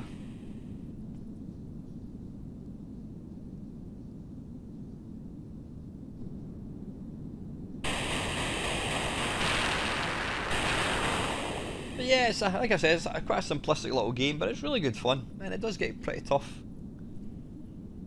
Provide quite a good challenge.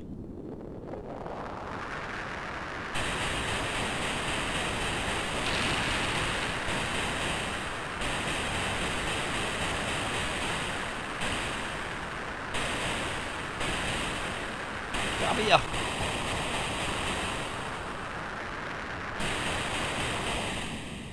And he's gone. Yeah, that's Falcon Patrol. Right, you'll know this one. Well, considering it says at the bottom, Forbidden Forest. This is an absolute classic C64 game.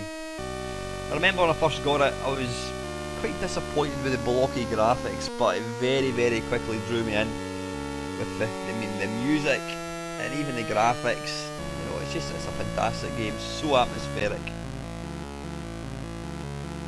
Even now, it's one of the most atmospheric C64 games you'll ever play. And the way it goes from like day to night as well, just amazing. I was never a big fan of the second one. I mean, that kind of pushed it even further. The graphics were, you know, drastically improved, but I always preferred the original. I think the music in this one just really makes it for me.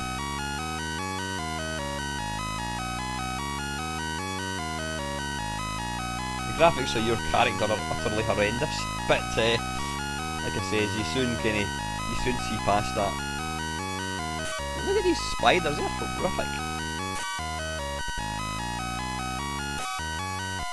And it does have one.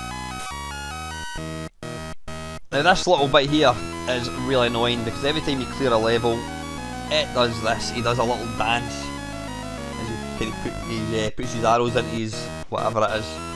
But it goes on and on and on and on.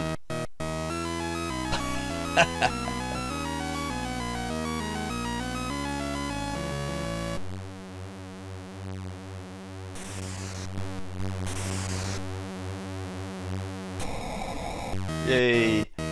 And here we go. Yeah, he should have. If Paul Norman had put an auto skip option, I'd just cut the music to a quarter of the size. It wouldn't have been as bad, but it does get a bit grating after the sort of third or fourth time.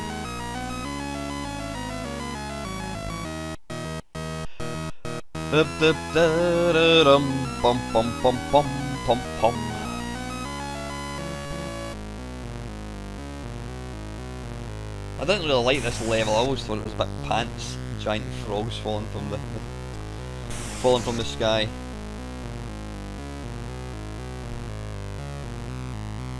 I mean, it's got, I think, six or seven levels all in.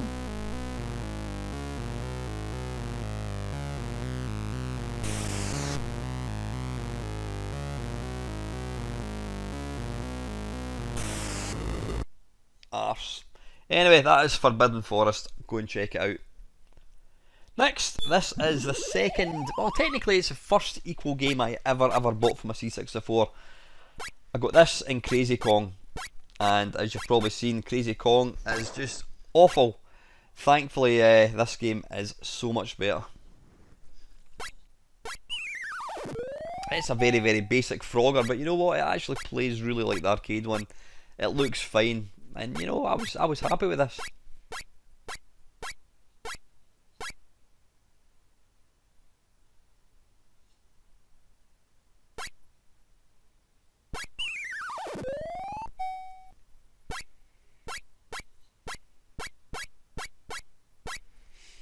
Back in 1983, arcade conversions were absolutely 10 a penny because, you know, nobody really seemed to care about copyright or anything.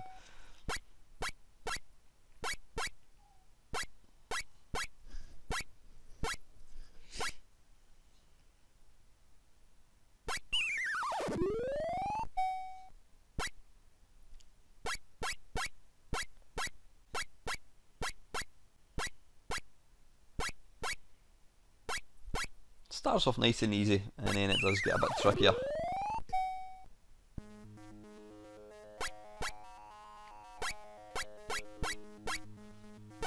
the three little cars that zoom along. You've got a little. I only actually discovered fairly recently that the crocodiles, you can actually go in their back. I thought you had to completely avoid them, but you don't. As long as you stay away from their head, I think you're absolutely fine.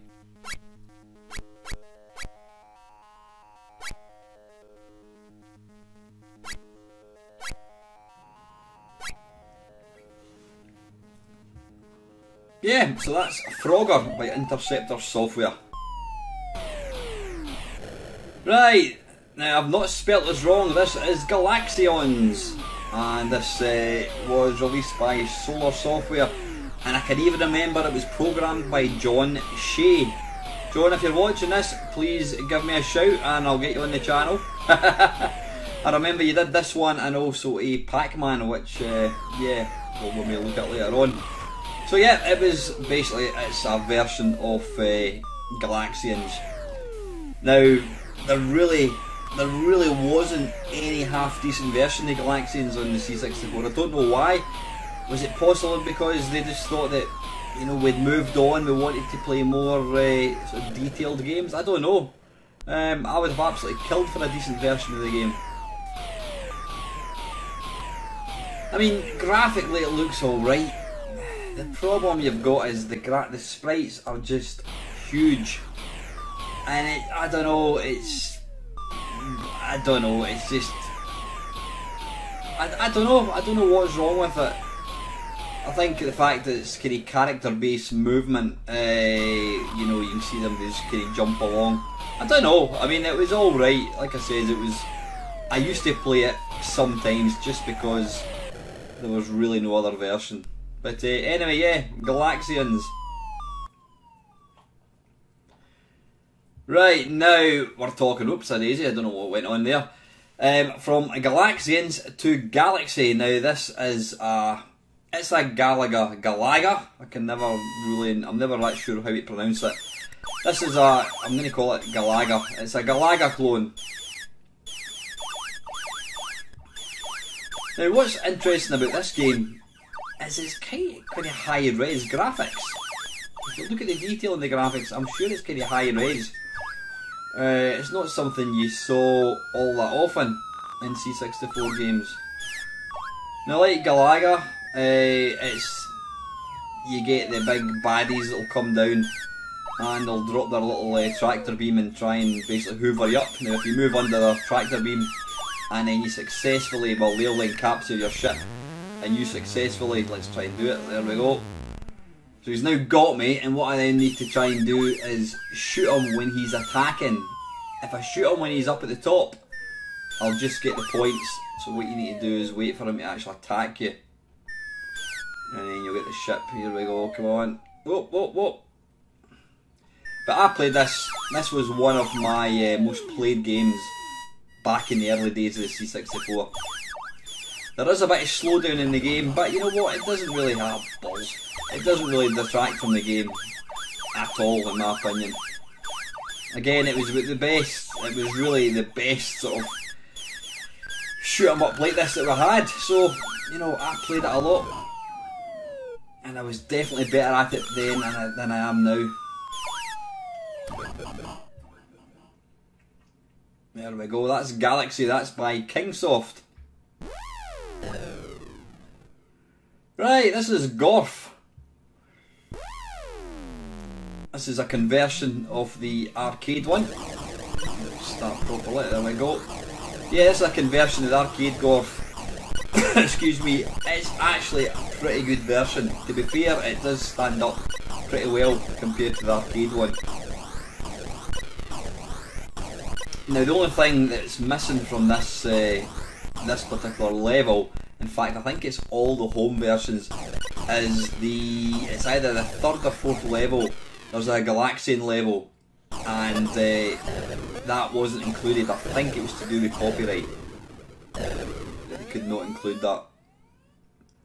But yeah, it's chunky graphics. But you know what? It plays really well. It does look pretty basic, but it plays really well, and you really do feel like you're playing Gorf. And I think this actually came on cartridge, if I'm not mistaken.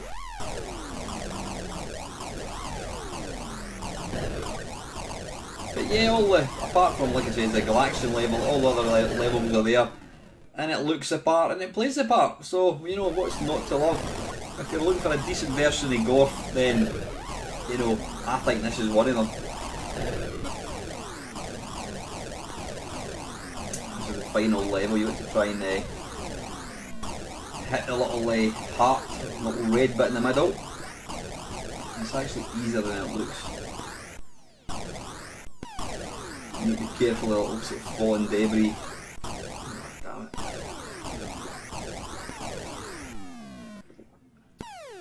Come on, this time. Ooh, this time. Hey! Yeah, that's Gorf. Right, this is Gridder. Now this is basically it's a version of Amidar. The idea being is you've got to try and trace round the squares whilst avoiding I don't know what they are, crabs, or is it men rowing a boat, as in the Oxford boat race? I don't know. Do you see what I'm getting at here? It looks like wee guys rowing a boat. Don't know. I think it's actually crabs, or a scorpion, or something or another, or a flea possibly. I don't know what you are. You're just a little face with yeah, you're kind of a face, and that's about it. So the idea is you've got to avoid, you've got to fill in the squares by drawing, basically circumnavigating the outside. Once you fill it in, the square fills in and you get points. And you've got these two little critter things that chase you. Now if you press the fire button, it makes a little hole in the sort of matrix or grid, whatever you want to call it, and it kind of stops the wee baddie in his tracks. I did play this game an awful lot back in 1983. I really did. It's a simplistic looking game, but it's just really playable and it's great fun. I think it also got released called Super Gridder. Now I think it's exactly the same game. I really didn't see any difference. It's probably one of these stupid things, depending on what country it was released or something, they had to change the name of it. I'm really not too sure. But yeah, simplistic looking game. You'll not get a more simple looking game, but it's great fun. And that is Gridder. Right, this is a Grid Trap by, I can't even remember the name of it, it's going to come up, Livewire, that's it called, yeah, Livewire. Now I think this is a version of an arcade game. I can't remember what it's called. Is it Grid Trap possibly in name? I'm really not too sure. But you know what, for a 1983 game, I thought this was really impressive. The graphics are good, the sound was good. Yeah, it's not Rob Hubbard, but you know what, this was probably 2 years before, you know, people started really getting to grips with SID. But like, excellent arcade game, plays really well. Oh balls. So yeah, you play the little part of a guy with a top hat with LW. I'm presuming that stands for Livewire.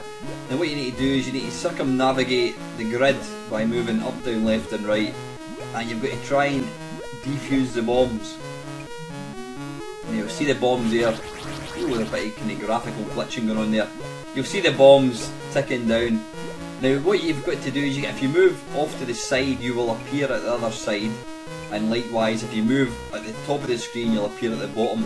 But if you hold down the fire button, you can actually shift the grid along, so you have to sometimes do that.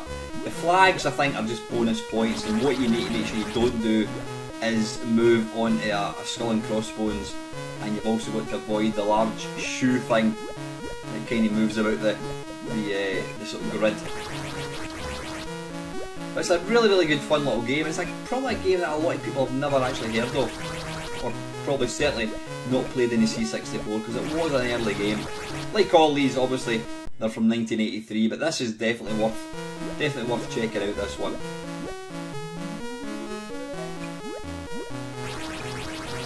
So that's Grid Trap.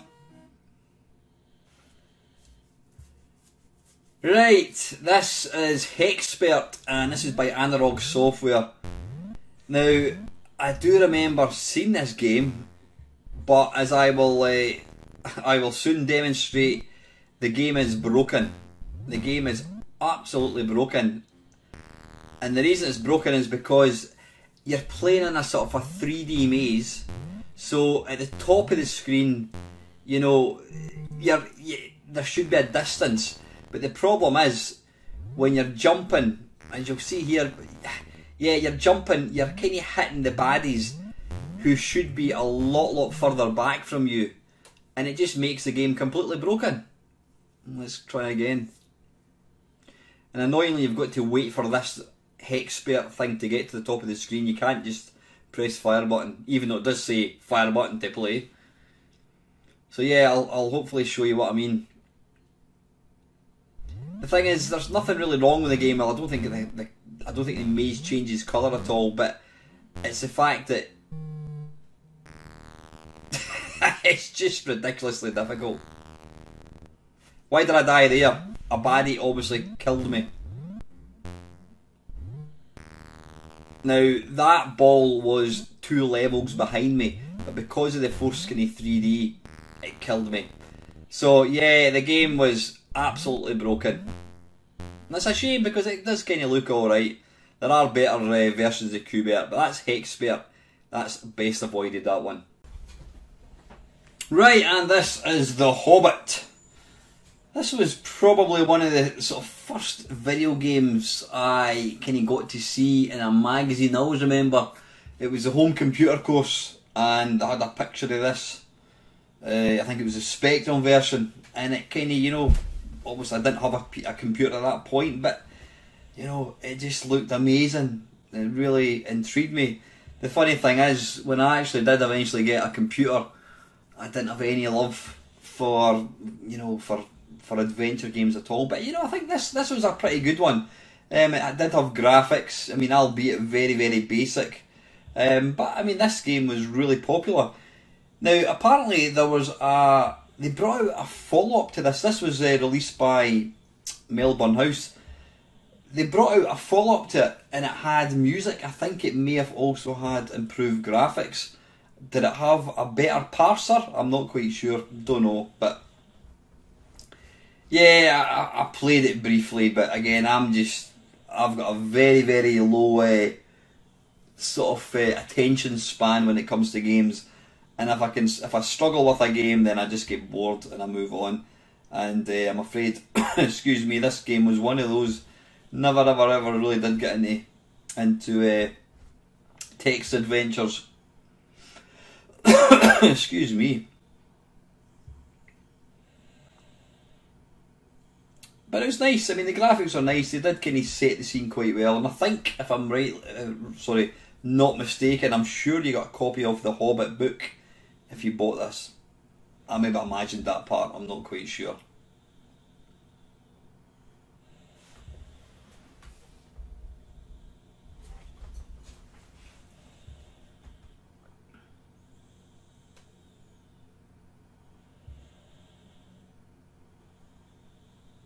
So interesting, that's The Hobbit.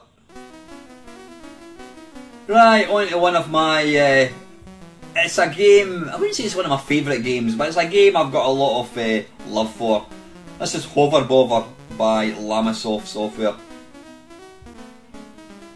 Now this is Jeff Minter at his very best. Only Jeff would come up with a game where you have to cut grass and have a little intro where he goes and basically nicks, or he borrows the next door neighbour's Flymo. Graphics are simple, the sound is simple, but you know what, it all comes together really well. So you play the part, I don't know who you play the part of, you play the part of a guy who basically has to cut the grass. Now, you need to avoid going over flower beds. And you'll see there at the left hand side, that's your basically pissed off neighbour. He's not happy because you've just gone and borrowed his Flymo without asking.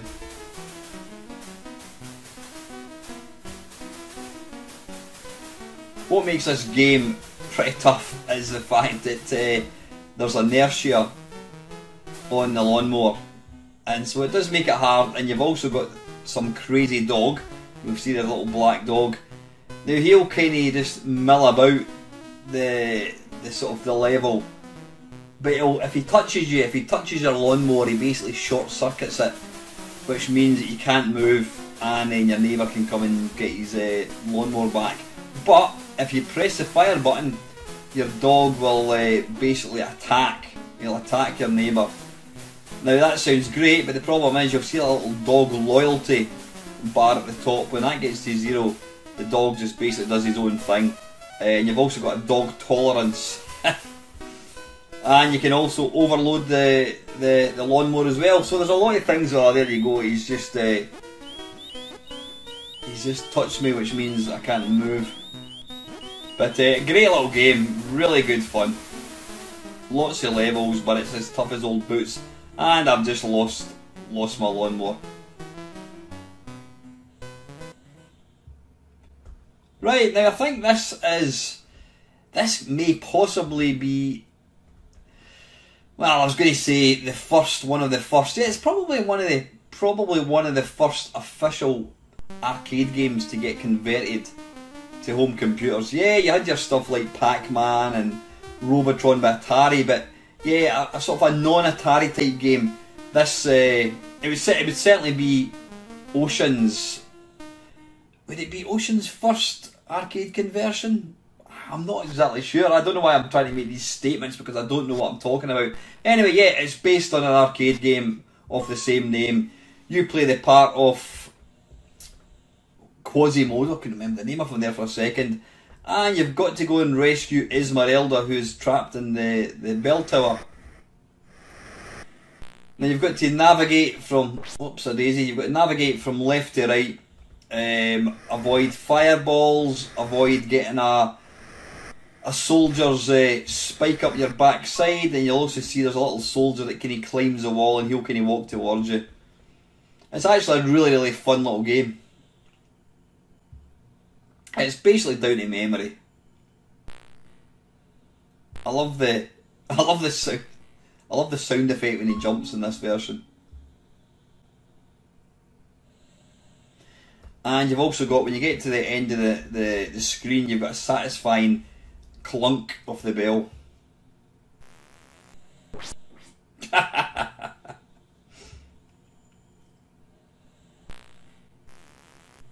Oh, you idiot. 1 life left. Doesn't look good.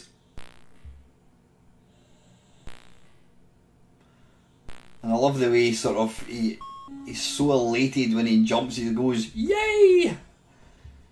His arms up in the air.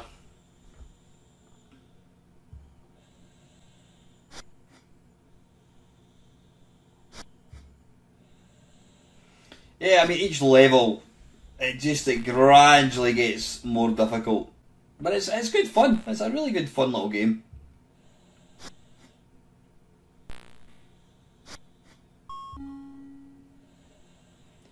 Never ever managed to complete the game. I know you regulars will find that very, very hard to believe. Now, I'm sure an arrow comes from the left. It does indeed.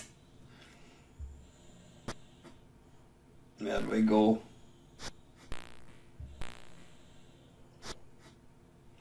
Now when you jump, you can actually move. You can move from left to right.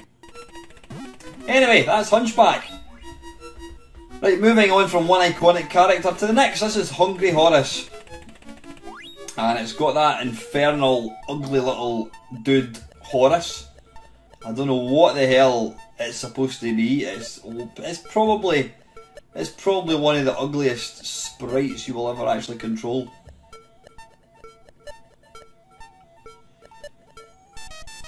Now this is basically a take on Pac-Man. You've got to clear the dots whilst avoiding the baddies, which in this case is a park keeper. There's a park keeper with a baseball bat, a baseball cap even. I was lucky. It's not a bad little game, to be fair.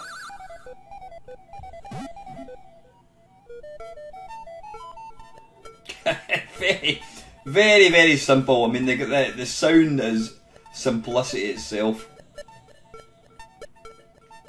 But I mean, it's not a bad little game. It did come out originally, I think, for the Spectrum. I always think of Horus as being a Spectrum game.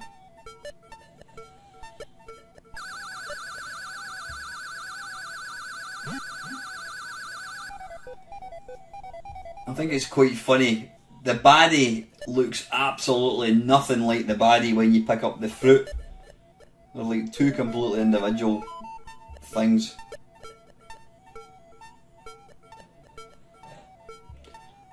Well, this is going to be game over. Wait a minute, I need to try and get around here. And he's away.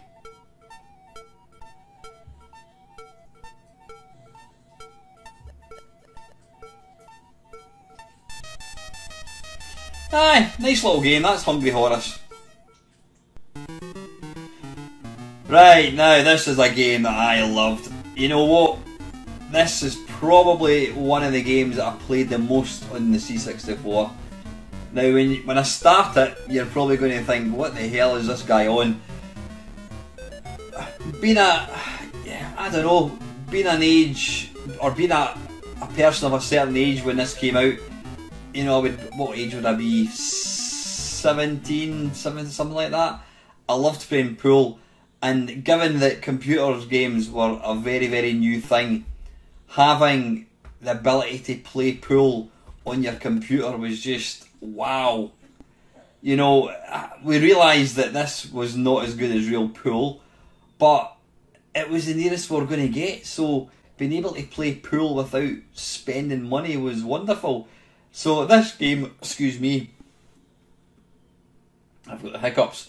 I used to play this game with one of my mates, and we would literally we would play it all night. We would play like first 100 frames, very basic. I mean, the balls don't even look round. There's no AI to speak of. You can only, excuse me, you can only play with yourself or play with your friend, matron. Yeah, there was no AI at all. I don't think the physics were particularly good. I mean, sometimes the ball would hit another ball really slow, and then they would both suddenly speed up. But you know what?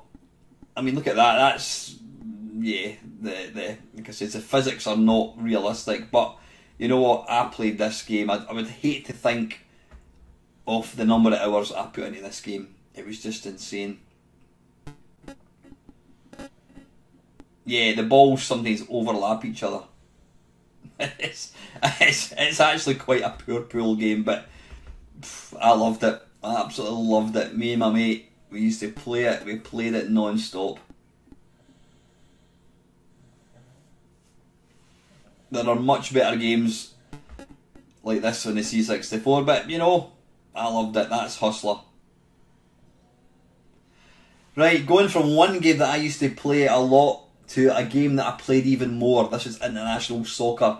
I first saw a review of this game in, what would it be, Computer and Video Games, and I can't remember for the life of me what it got, but it was something, I think it got like 9 out of 10, and I remember looking at it and I thought, I have to own this game, and I went up to John Menzies up in my local shopping centre and I got this in cartridge, and I played it and I played it and I played it, and yeah, you know, it's maybe not aged that particularly well, but you know what? As an 8-bit computer game, apologies about the, I don't know why the video's kind of going a bit jerky. As an 8-bit computer game, a football game, it actually still looks pretty good, you know. And the thing is, it's ridiculously simple. You can't sort of vary the power in your shots. You know, you just press the fire button. You can score diagonally like I've just done there. You know, you can't do sliding tackles, anything like that. But you know what? Again, it was similar to that pool game. Being able to play football on this newfangled computer was just absolutely awesome. And I used to play this game all the time. I used to sit up to, 1, 2, 3 o'clock in the morning playing against the computer. This game does actually have skill levels. I think it's 1 to 10 or 1 to 9. I think it goes up to, or is it 0? No, it's 1 to 9. I think it goes up to 9 being the hardest. which does give you a fairly decent game. You put it on something like level 1, 2, 3, and the computer just runs about completely random. But great game, really, really nice. Only bettered, I would say, in the C64 by Emily Hughes Soccer. That basically took a very similar graphic engine and they added in, you know, extra kicks. You could vary the amount of power and that kind of stuff. But we're not talking about that, we're talking about this. This was a great game. It really, really was.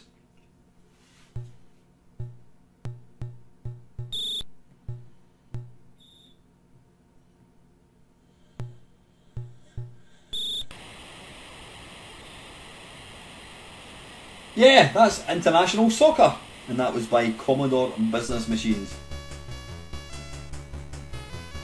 Right, Jammin'. This is a game released by Taskset Software. As far as games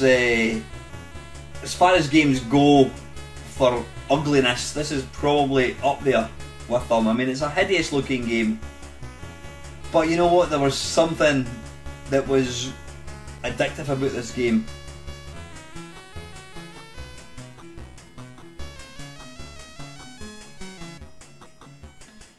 The idea of the game is you play... I can't remember what you're called. I don't know whether you're supposed to be some kind of Rastafarian.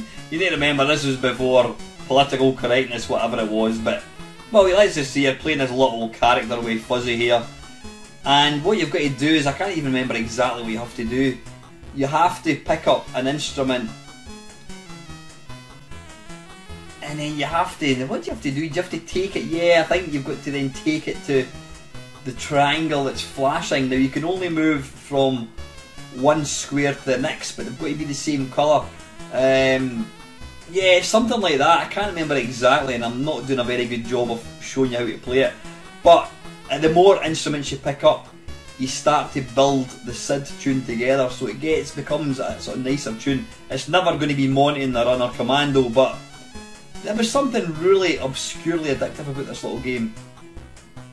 I remember, I'm sure I bought this in John Lewis in Glasgow, of all places. Bizarre. It's bizarre how you can remember silly facts like that.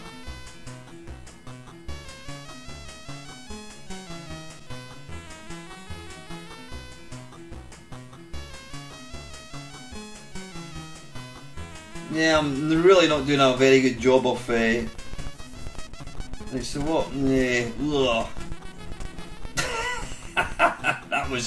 That wasn't good. But try and... If you've got this on an emulator or whatever, try and look beyond the graphics and the sound. It's an example of an interesting game. Which is actually really good fun to play. Yeah, go and check it out. That is Jammin'. That's by Taskset Software.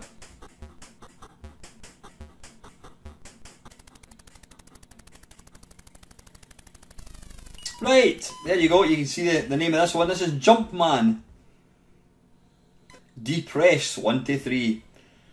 Now, uglier games you'll be struggling to get, or a game uglier than this I should say you'd struggle to get. This is an absolute hideous looking game. Now it was a game that I featured in a video fairly recently about games that look terrible but actually play really well, and this is one of them.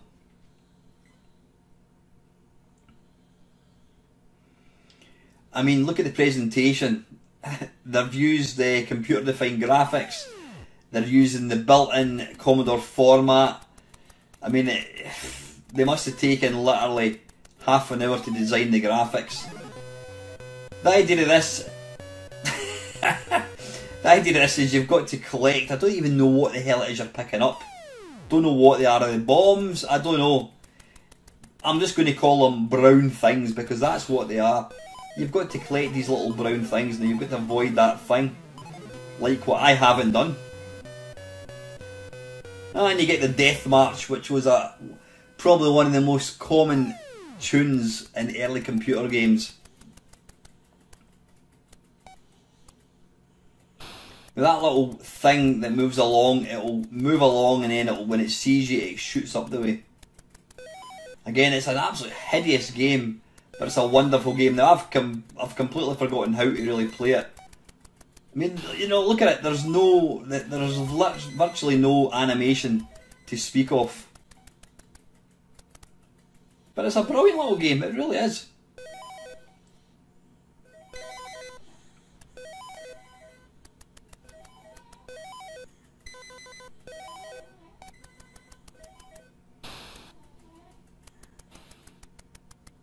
So what I need to do is avoid that. There we go.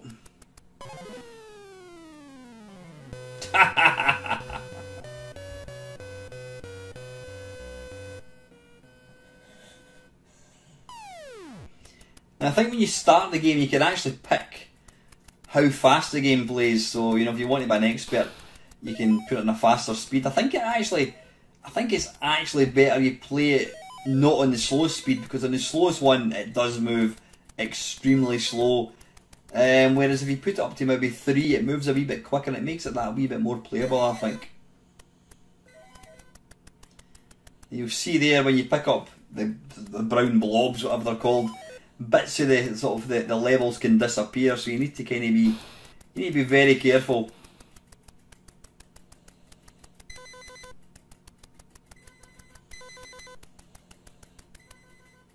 And the last one, I think.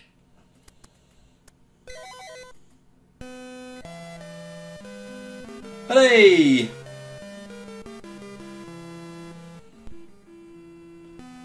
So that's Jumpman. From Jumpman to Jumpman Jr. Now this is, I know you're going to find this hard to believe, this is actually a revamped version. No, it's not a revamped, it's the follow-up. You can see there they've got the same graphics, same abysmal sound, but basically just a bit more. I don't even know if it's got any different features at all. You still pick up the little brown blobs. You've still got that little white dash, which basically chases you. You'll see it'll shoot down in a second. There we go. It's got the same complete lack of animation. Sound is abysmal. Graphics are terrible, but it's bloody fantastic.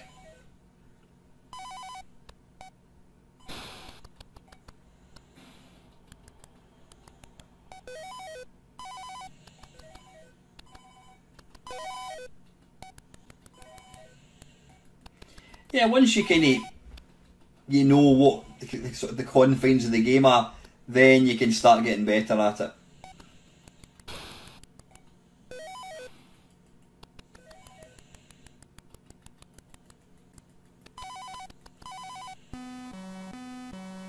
There we go. Yeah, that's Jumpman Jr.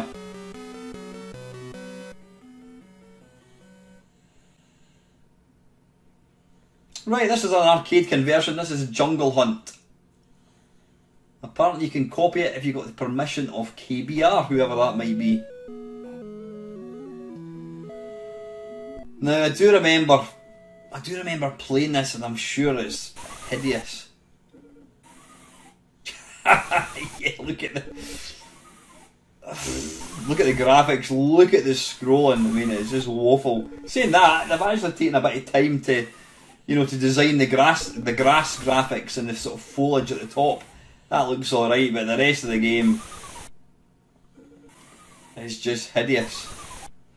They never ever really did get to grips with ropes in games. I mean, you had Pitfall 2, Hunchback, which we looked at earlier on, and then this, and yeah, they never really... I'm saying that, I suppose the rope movement in this is probably about as best as you're going to get.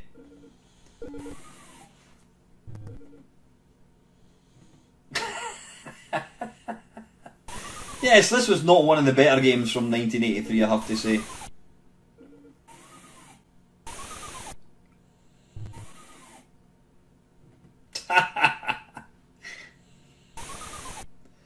I do remember playing this back in the day, and I thought it was pretty awful back then, and you know what, I still stand by that.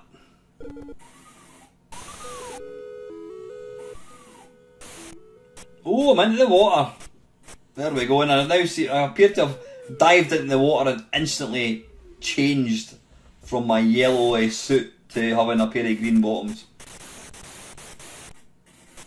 I don't know what that is. Is that a knife or something you've got there? Look at the scrolling, it's awful.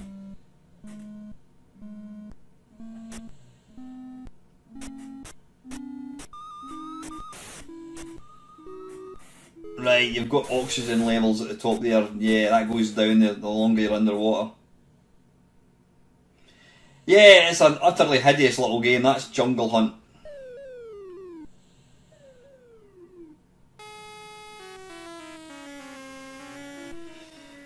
Right, sticking with hideous games. I never thought I would say this about this game. This is Killer Watt by Tony Crowther.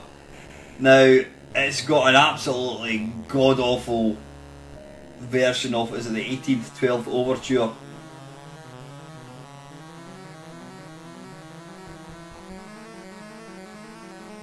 No, it's not, it's the Toccata. What am I talking about? Yeah, it's awful. I think it's been made with, is it one voice or something? It's terrible. If Monty in the Run was the best Sid, then this is probably at the other end of the scale, no pun intended. Yeah, the idea of this game, it's a bizarre game. You've basically got to fly through this cavern, picking up, shooting light bulbs and the whales, or is it fish? I always thought they were whales. The animation on the fish or the whales is alright. You've also got these, is it ghosts or something that appear out these boxes? I've got no idea. I'm maybe being a bit unfair saying it's hideous. It's nowhere near as bad as Jungle, or whatever the hell it's called, Jungle Hunt or something. Scrolling's nice, but you know the thing is, I did actually play this a lot back in the day because it was like you wanted to get to the next, I don't even know if there's a different level, you just wanted to see what else lay in store. I don't think there was very much, to be fair, but it was oddly addictive. Looking at it now, it's not a game I would really play. That was Killer Watt. Right, this is Kong. This is by Analog Software. Now, this has got a bit of a story behind it for me personally.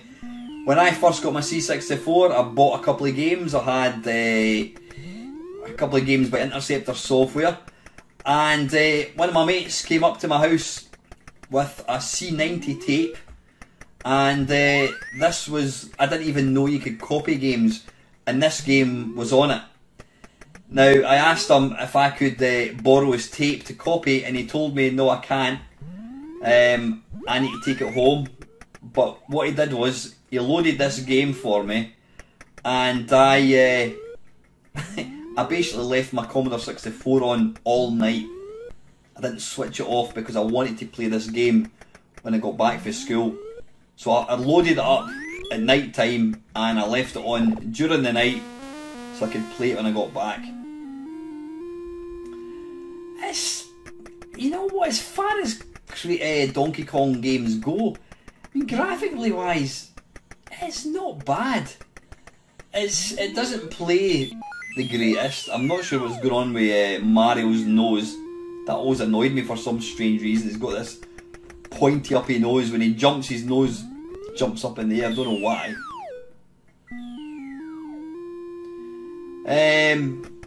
Yeah, it's got god awful sound, but you know what? I still, I've got happy memories about this game. You know, purely from a nostalgia point of view. It looks like that's an American football player rather than Donkey Kong. But as far as Donkey Kong's game, sorry, as far as Donkey Kong games go, it's not bad. It's not bad at all. So anyway, that's Kong. That's by Analog Software. Right, sticking with simplistic games, this is Load Runner. I can't remember who released this. It was an American company. Now, I did originally get this on disc, and I think it did come out on tape. It's a very, very simple game, but I mean, the graphics are really nice. You know, they're simple, but you can see exactly what they're meant to do. The idea of this game is basically collect, I think it's cases of gold. Basically collect these little boxes, little red boxes, and then move on to the next level. Now the baddies, you can kill them. You can make a hole either left or right, and the baddies will fall into the hole. Now they will eventually climb out the hole, unless you make another hole next to it, so when they climb out, because what happens is the hole eventually fills itself in. And the baddies will pick up the boxes, but when they fall into a hole, they will release the box, if that makes any sense. See, there you go, he's dropped that box. Ah, damn it. What was nice about this game is you had a construction kit, which basically meant you could make your own levels. But me personally, I didn't have the time nor the patience to make my own levels, so I never ever used it. But I mean, it was a nice little extra to have. And if you had a disc, you could just save them onto disc, so it was lovely. But it's a great game. It's really difficult. You've really got to kind of plan out your plan your attack basically. I mean, technically you don't have to kill these guys. It's all about just kind of getting to the. Oh, damn it! It's just about getting to the collecting the boxes, and then once you pick up all the boxes, the ladder extends to the top of the screen. And there is a bit of strategy because, you know, you've got to be careful. If you fall in a hole, it's curtains.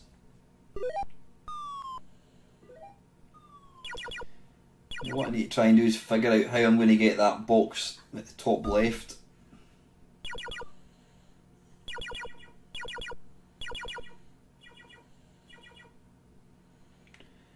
I'm too late, damn it.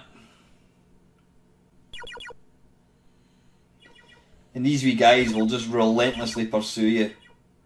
Am I going to do it this time? No, I'm not. Ah, this time, quick. Yay! There we go, run to the ladder and up we go. Excellent! That's Load Runner. Right, from Commodore, they proudly present, it's Maggot Mania. Now, you can tell right away this is a clone of Centipede. Now, my mate who gave me the C60, or the C90 tape, or sorry, my mate that didn't give me the C90 tape I should say, but let me load up Kong, he had the original of this game, and I don't think I've actually ever played it until now. And you know what, it's not a bad little version of Centipede. I am going to do an Arcade Perfect My Arse on this game, not on this particular game, on Centipede clones. It'll probably be a live video because there are literally, I'm not going to say thousands, but there are so many different versions, so I think it would be perfect, perfect live stream fodder. But yeah, as far as Centipede clones went, this was pretty good.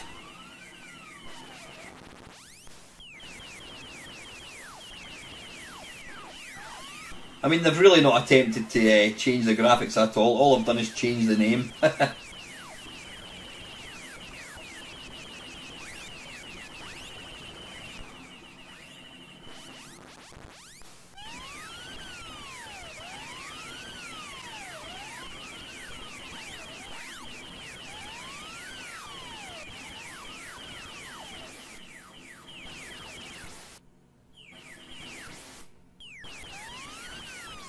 Obviously, the original Centipede, you would control it using a trackball, whereas this is a joystick control. But to be fair, it controls very, very well. You know, and for an early game, it's remarkably nice.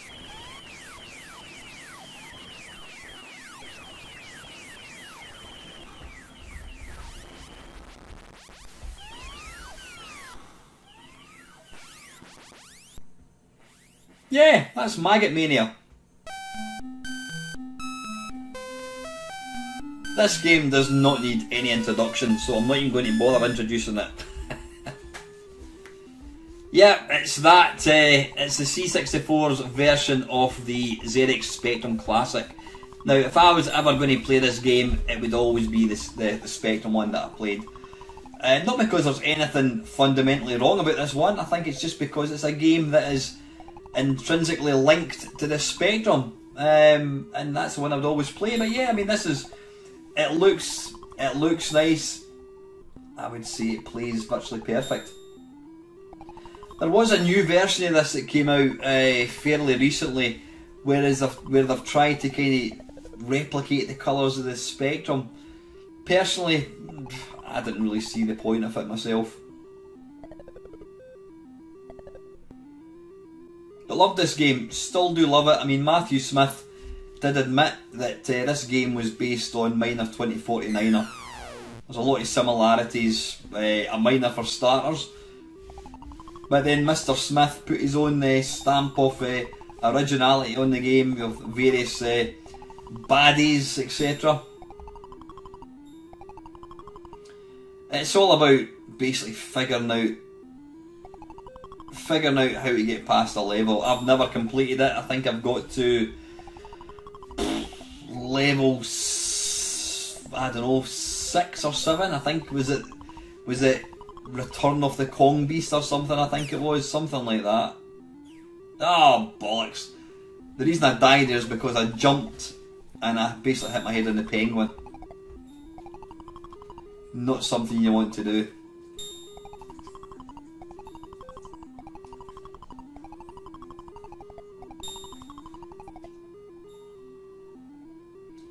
Glad to see they've tried to stick to with the sort of Spectrum sound effects. The jumping sound, that is very much based on the Spectrum one, and that's, you know, like I say, if I'm going to play this game for fun, and this is a game, out of all the games that you've seen tonight, there's not many games that I will play now, but I still play Manic Miner. I still think it's a classic game. It's still really good fun to play.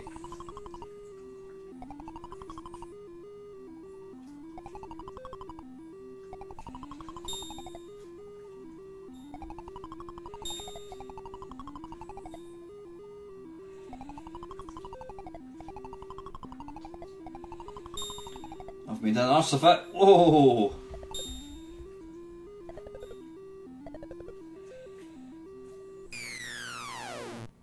Yeah, lovely game. If you're going to play it, play the Spectrum one. That's Manic Miner. And this from Mr. Minter himself. This is another Lamasoft game. This is Matrix. I believe this is the spiritual successor to Grid Runner. Similar game mechanics. You've got the two kind of cannons. One that moves up and down, or down. It starts at the top of the screen and works its way down. The other one is it goes along the bottom. In fact, yeah, Grid Runner, the cannon goes along the top, whereas this one goes along the bottom. I mean, they both fire, so it's pretty identical. But yeah, again, it's kind of based on Centipede. It's an excellent shooter. Yeah, it looks. Well, I was going to say it looks rubbish. It doesn't look rubbish. It's very simplistic. It's very much Jeff Minter. But it's a great shoot 'em up. If you're into shoot 'em ups, then go and check this game out. It is enormous fun. Sound effects are great as well. If you want to play the original Grid Runner, then I would suggest you go and check out the VIC-20 version. It does play nice in the Commodore 64. I don't know what it is. It was originally written on the VIC-20, and I think Jeff Minter himself prefers the VIC-20 one. It's just that bit nicer. I don't know what it is about it. It just seems to fit that system absolutely perfectly.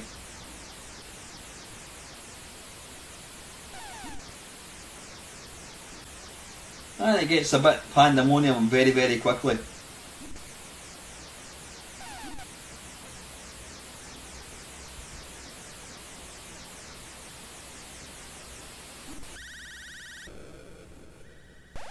Ah, balls. Anyway, that's Matrix, and that's by Lamasoft. Right, this next one is an absolute Stonewall classic. This is Miner 2049er. Now, if you've never seen this game before, then where have you been? What rock have you been hiding under? You could, of course, just be young and you've never actually seen it, but if you are young, you've never seen this game, then do yourself a favour and load it up in an emulator. This game it's not certainly not the first platform game ever, but it's one of the real golden age of video game platformers. If you're of a certain age and you've heard of Manic Miner, then this game actually influenced Matthew Smith to go and write Manic Miner.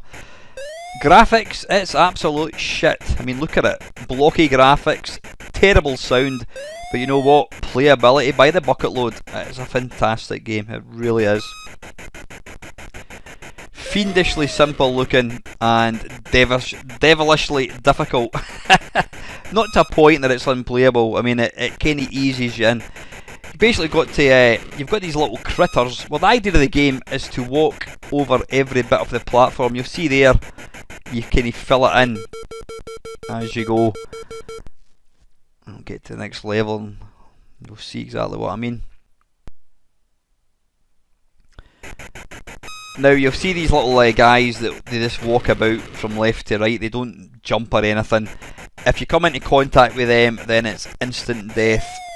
But what you can do is you can pick up one of the multiple little objects on the screen. I don't know what half of these objects are. When you pick them up, you'll see the little bad guys. They turn into little happy faces for about, I don't know, 10 seconds. And at that point you can walk over them and kill them. Now there is quite a strict time limit. You can't afford to, and I'm certainly not going to do it the way I'm playing here.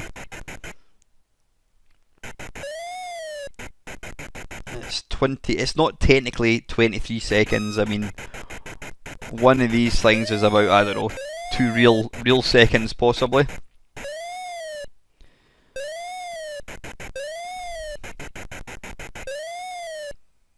But it's an absolutely cracking game, it really is. I mean, a total and utter arse of this.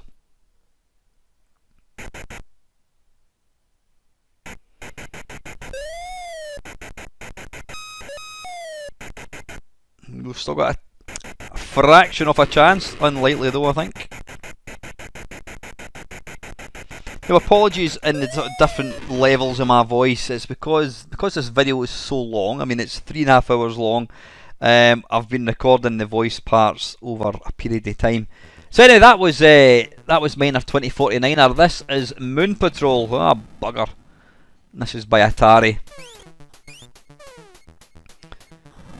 This is based on an arcade game, and I've got to say it's a pretty damn good version. It's not a game that I'm really a massive fan of. It's quite limited and I find it quite difficult. But it's actually a really good conversion. It does look very basic now, but it plays well.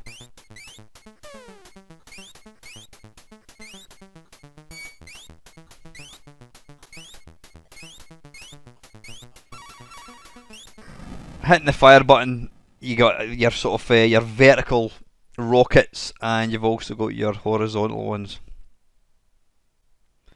Let's give it another wee go.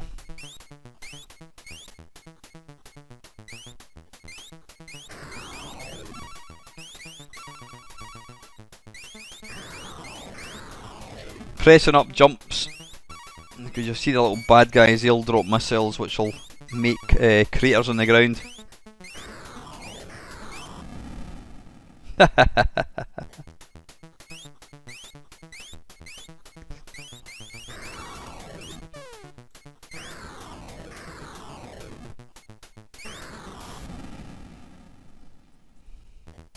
So yeah, I mean it's a good version of, I wouldn't say it's a classic game of an old game, but it's certainly worth checking out. That's Moon Patrol. Right, this one needs no introduction, the sequel to Pac-Man. Now, I didn't actually know this, but back in the golden age of video games, there was a group of people, group of young guys, who they basically took the original arcade games and they put in extra chips to make the game more challenging. Now, apparently Atari didn't like the fact that they did this. I think quite a few companies didn't like the fact they were doing this. But anyway, the story goes, I've heard this in good faith, it's a true story. The guys miss Pac-Man was actually their version of Pac-Man. They took the original Pac-Man and they sort of enhanced it and made it a wee bit more difficult. And it basically meant that arcade owners or a chip shop that had Pac-Man, when people stopped playing Pac-Man or people were getting too good at Pac-Man, they could buy this additional board, which would then make it slightly more difficult and kind of enhance it slightly. So this was the version of Pac-Man which was made more difficult. Now Atari apparently offered, they tried to kind of settle out of court, and they offered to buy their version of Pac-Man, and that version went on to become Miss Pac-Man. So there you go.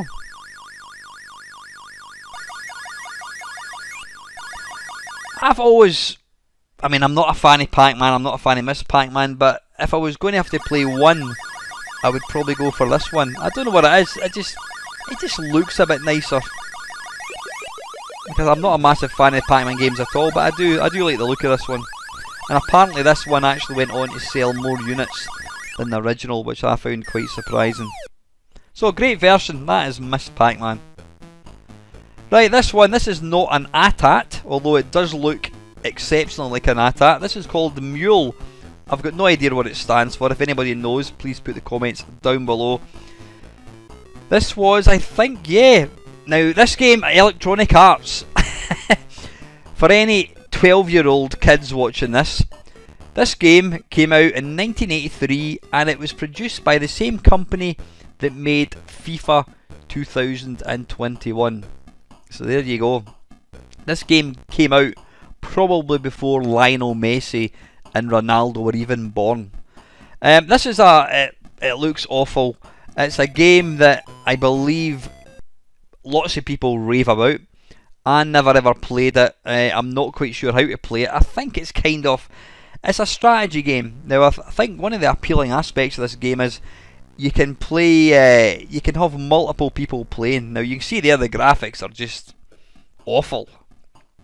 I mean, look at it, seriously. I think you kind of trade. I think that's what the basis of the game. I really don't know much more than that. So yeah, you've got 4 players. Basic graphics. I mean, seriously basic.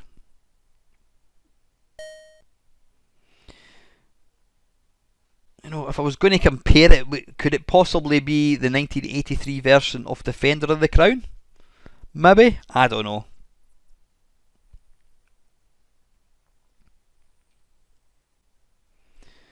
So I'm just fanning about this. I've got absolutely no idea what I'm doing here. Press your button to select a plot. Have you got to mine oil or something? Is it dig oil, drill oil? Hey, you don't dig oil, you drill it, I think. There you go, the computer's taking his turn. So yeah, you can have multiple players playing, or you can have a mixture, I think, of computer people and humans.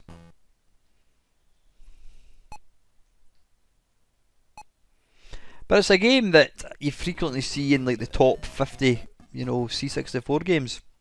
So worthwhile checking out if that's your thing.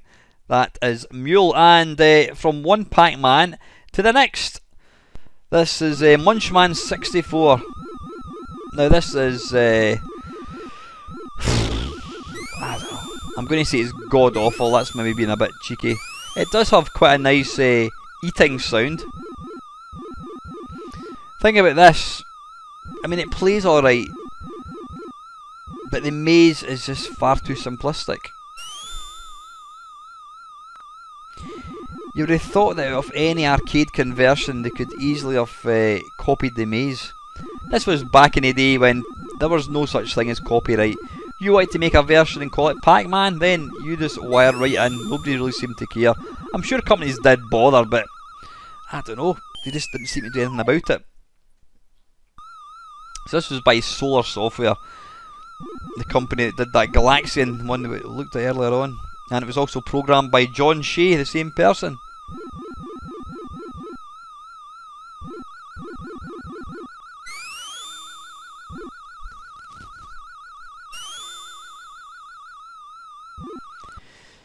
So yeah, it's Pac-Man, but I would say it's even more simplistic. Right, from one simplistic game to one extremely difficult game. This is NATO Commander. by Microprose, I believe.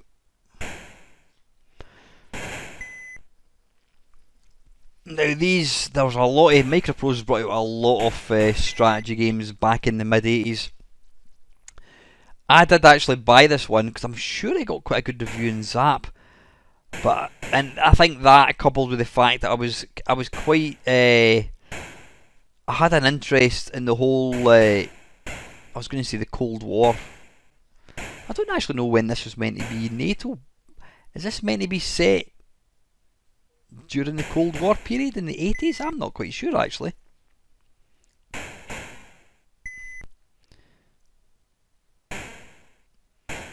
But yeah, they made lots and lots of. I think all the games they made, to be fair, were strategy. Did they make any flight simulators?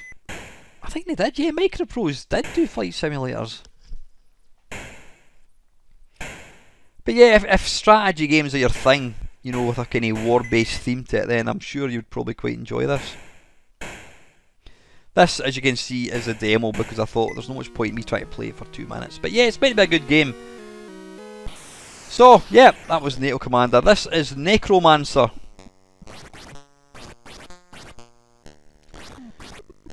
Now, I've never actually seen this game. I've heard of it. I do remember seeing... excuse me, I do remember seeing adverts for this game.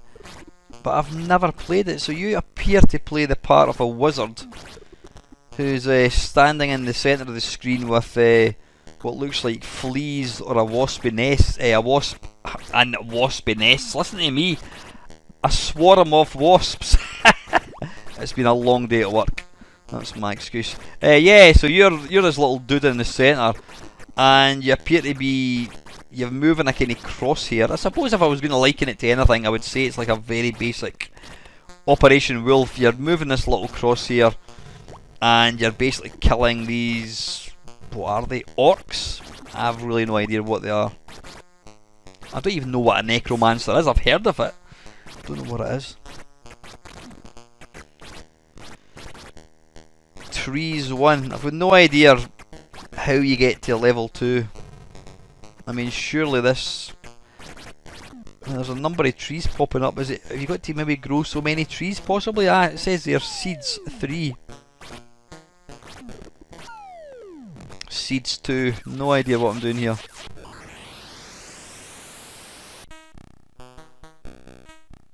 I'm assuming I'm dead. Oh, I'm not.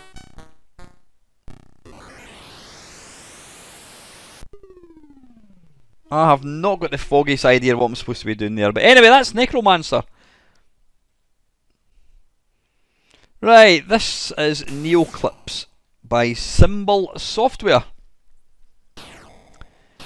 Now, this was a game, I think I got a copy of this actually, and I was always quite impressed with it. Wait till you see, I'll try and destroy one of the big things. You get the smoke coming out of that, or the flames. I always thought that was quite a nice effect. Yeah, it's kinda... it's not really Defender. It's a horizontal, you know, shoot 'em up. But yeah, to compare it with Defender, nah, it's nowhere near as good as Defender. But nice graphics. Now, does that mean that I'm invulnerable or something? I'm not quite sure. Now, at the very top of the screen in the border, I think that's a very rudimentary radar. Though it's jumping about, maybe it's not, I don't know, maybe it's a glitch. Maybe I'm giving it credit where credit's not due.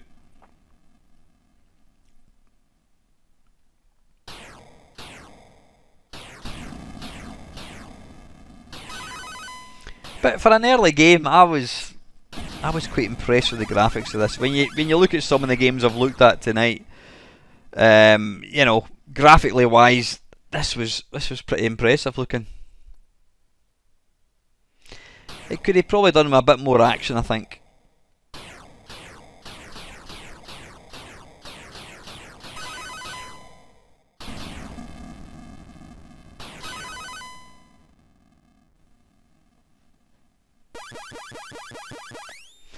Kinda looks like a Spectrum. The backgrounds look like Spectrums.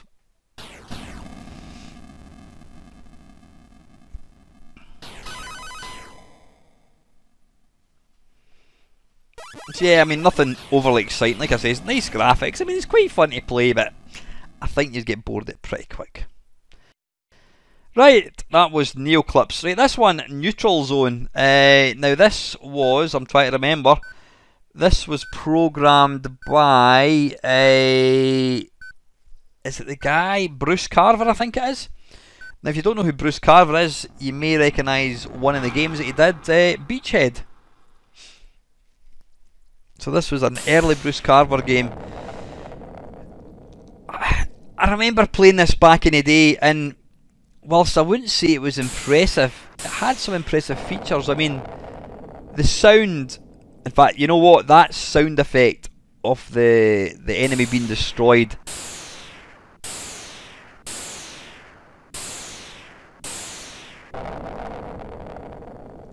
that is exactly the same noise as the base in Beachhead getting destroyed. A lot of filter stuff going on. So yeah, it's a very simplistic game. I actually think that the missile, or I don't know what it is, it looks like an asteroid you're firing. That is very impressive. I mean, it's just kind of sprite scaling, but it's pretty good. Well, it looks like this Starship Enterprise, if I'm not mistaken. So yeah, it's very, very simple. I mean, it's kind of like not Beachhead, it's kind of like Battlezone without the 3D graphics. You move left and right. I mean, it even tells you, enemy to right, tells you how far it is. I'm not quite sure. Are they trying to? Yeah, you've got a base, which presumably they're trying to get to. Not too sure, but anyway, that was whatever it's called. I can't remember. This is Oil's Well. Again, this was an American game, I think. Neutral Zone. That was the last one. I couldn't remember.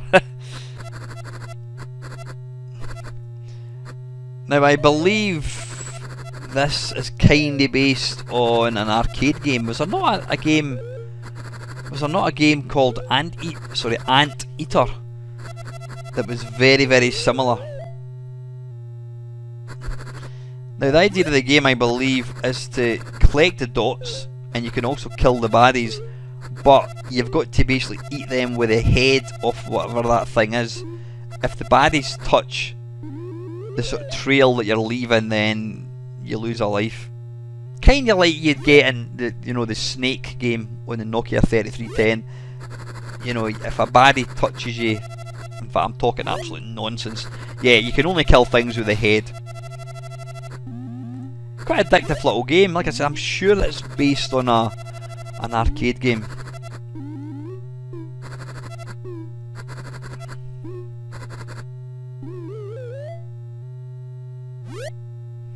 Oh, I don't know what that thing that's flashing is. No idea.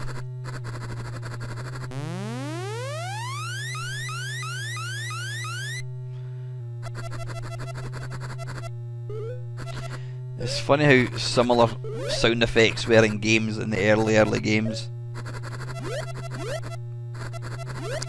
It's when you play games like this now, and then you realise, it just makes you realise how impressive, like, you know, Monty on the Run and Commando were, you know, awesome SID tunes.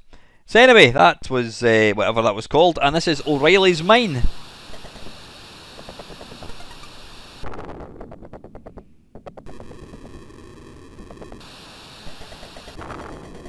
Now, I'm not 100% sure what I've got to do here. All I do know is you've got the water level rising, and you basically don't want to drown. That's never a good thing.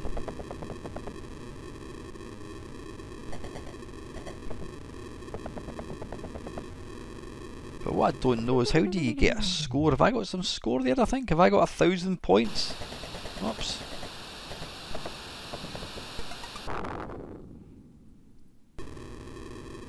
Ah, right, okay. Right, you want to... funnily enough, you want to try and get the oil. Now, I don't know how I'm going to get through here. Oh, of course I can just go right across, can't I? Yeah, like that.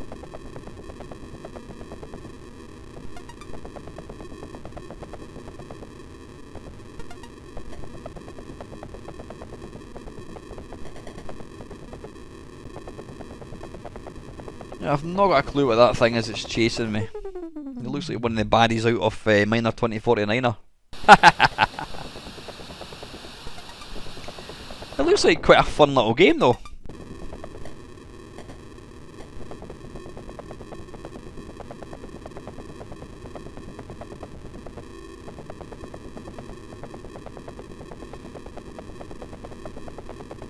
There's quite a few of these kind of diggy type games. I mean, you had Dig Dug, you had Mr. Do as well, which was similar.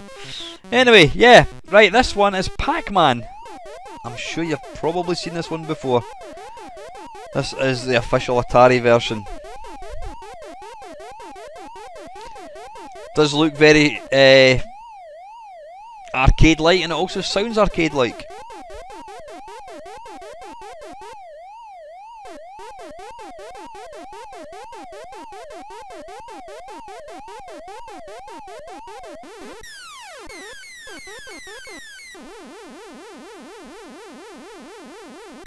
Of course, being an early arcade game, there was an absolute plethora of Pac-Man games. Some good, some absolutely woeful.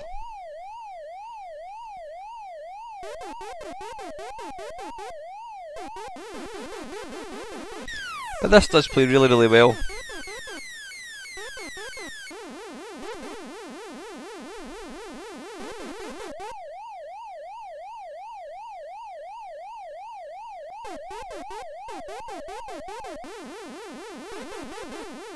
The thing is, when I used to play this back in the day, you know, I just thought it's all about getting to the next level, whereas this game is all about scoring. It's about trying to get each ghost with each power pill I should say. It's not about getting to level 2. So I have literally been playing this game all wrong for like 40 years.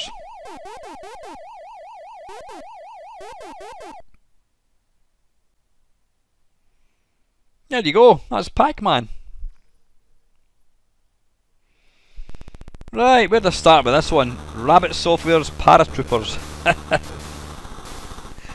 This is probably about as simple as the games get. I mean, this looks kinda like a game you would type in.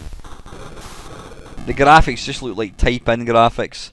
But you know what? For such a simplistic game, it's actually really good fun. Your job is just to basically kill everybody, including little parachuters. Now, I think there's different options, but the option I've got this set to, which is the default one, is when you fire, if you then turn your machine gun left or right, the bullets move from left to right. So they're kinda like, they're not quite heat seeker, but you can kinda guide where they go. But it's good fun. I mean, it's a really, really simplistic little game, but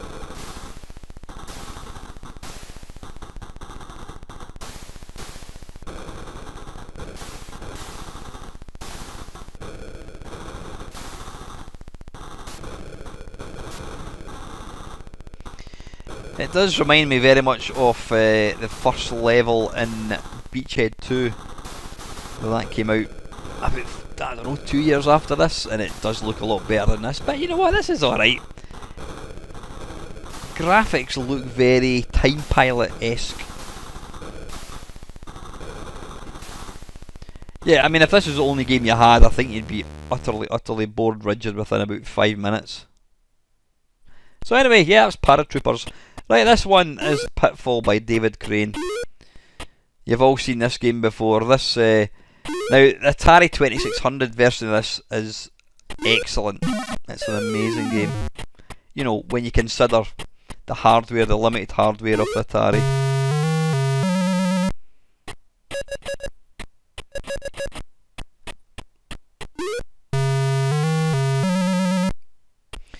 The big appeal of this game was sort of exploration. I mean, playing it now, it does look, you know, really, really simplistic. But back in 1983, this, I wouldn't go as far as to say it was like a sandbox game, but it did feel like you had this world to explore, this open world.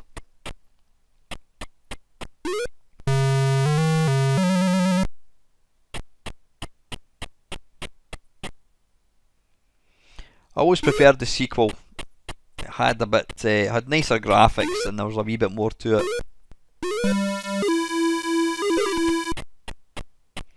But yeah, if you're going to play this game, then I suggest you get yourself an Atari 2600 emulator and play it in that, because to me that is the definitive version.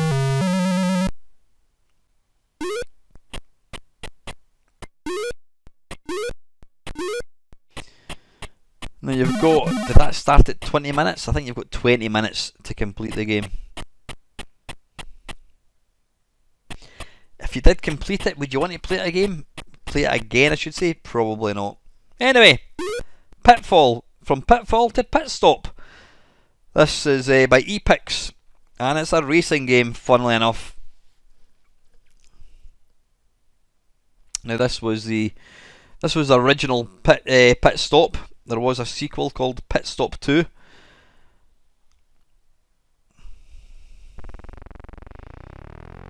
Now again, looking at this now, you know, when you've got your Forza Horizons and your drive clubs, it looks hideously simple or simplistic, but it's actually a really good fun game to play. Got a nice kind of meaty engine-y sound.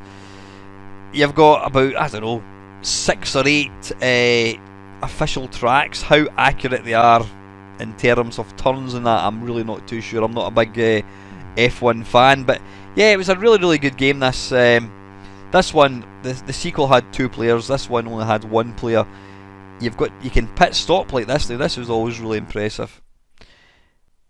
Also, the graphics looked excellent. You've got to basically put some fuel in. Now I love that. I love the little sound effect of the little cars racing past.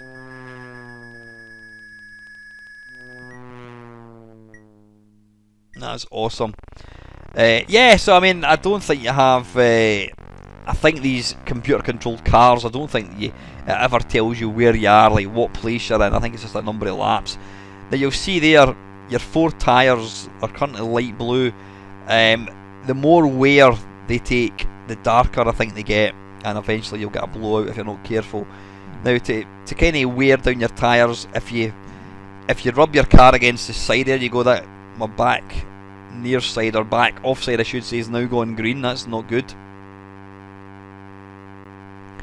And bumping against other cars like that, you can see there the 2 back ones are now green. In fact, they're all green. I think, is it they get to red? I can't remember, it's been a long time. But this, you know, it's a simplistic looking game, but it's utterly fantastic, and you really need to go and check it out. That's Pit Stop by Epix.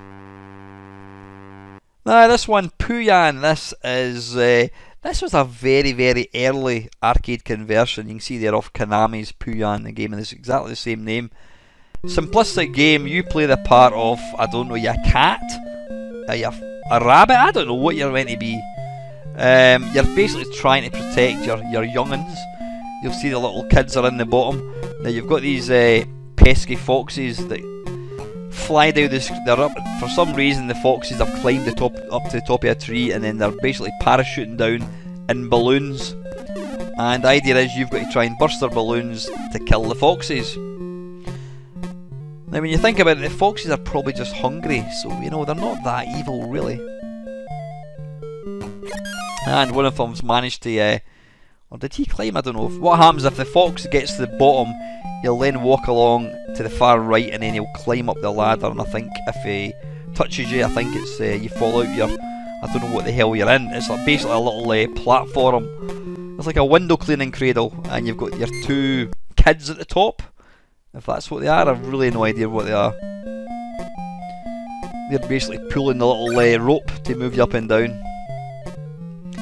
Again, it's a simplistic game, but it's quite addictive. It's a nice little game. Again, you know, rather than play this version, you could go and load up MAME and play the original. But this is a nice version. Yeah, graphics are a bit simpler looking, but it's excellent.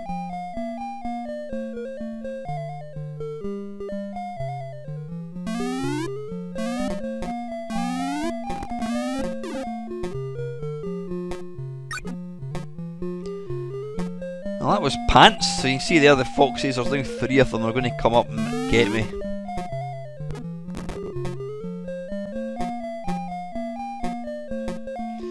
There we go, they're starting to climb the ladder. Whoa! They're going to try and reach across and get me.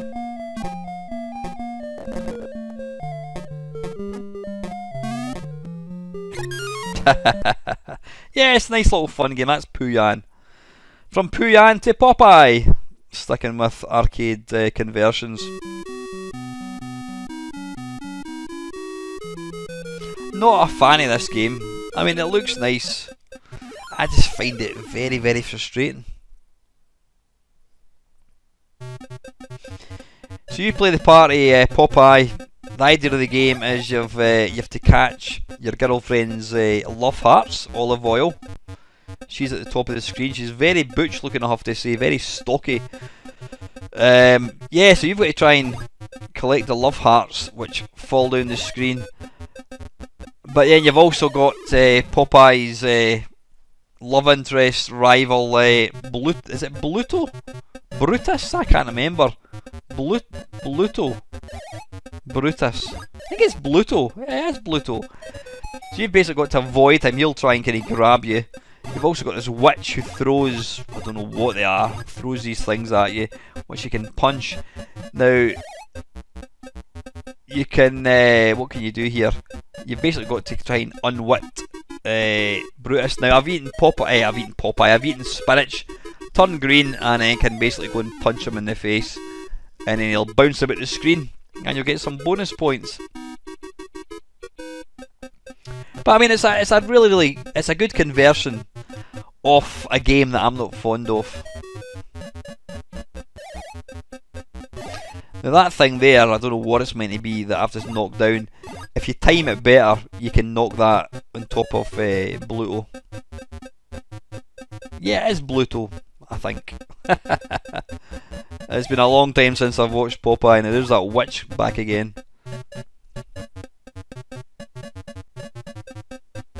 Ah, balls.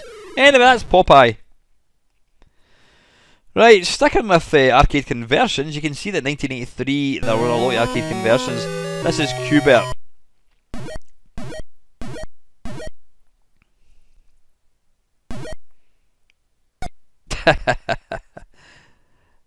Now, we've already looked at a couple of versions of this game.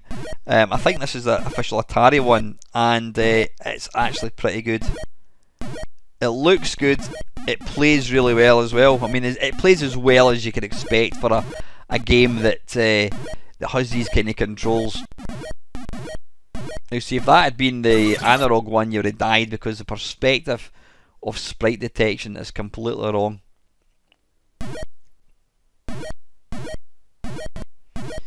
The idea of the game is basically jump on all the squares, change them to the same colour, and then you move on whilst avoiding the baddies. Is that Coily the Snake? I think it is. An interesting not anecdote as such, an interesting point is the world champion of this game up till maybe about, I don't know, 5 years ago was like a lady called Doris. Now you're thinking, well, what's impressive about that? What was impressive was the fact that Doris was about 80 years old. So who says women cannot play video games? I certainly wouldn't.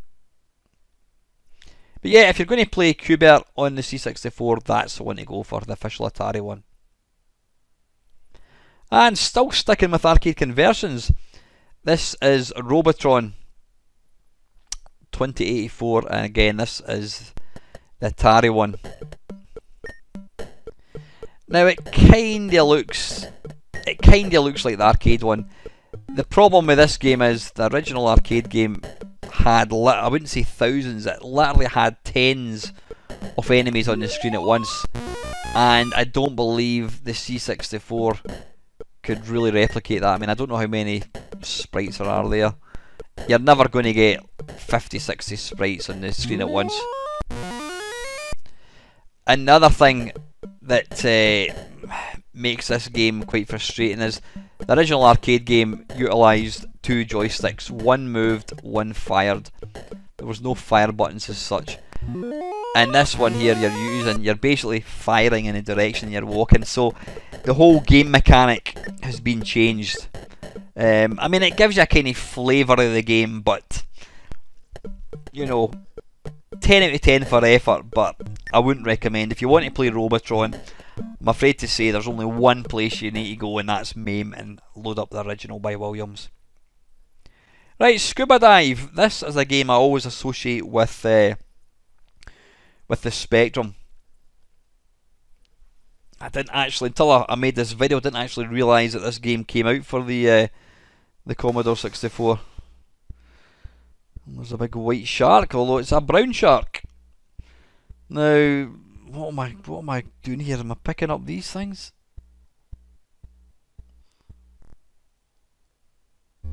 Right, where have I gone? I just went in that hole and I've disappeared.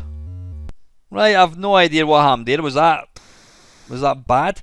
Now, one thing I don't like about this game, look at how basic, well, the graphics are, and look at how basic the score is. It utilises the C64's computer-defined graphics.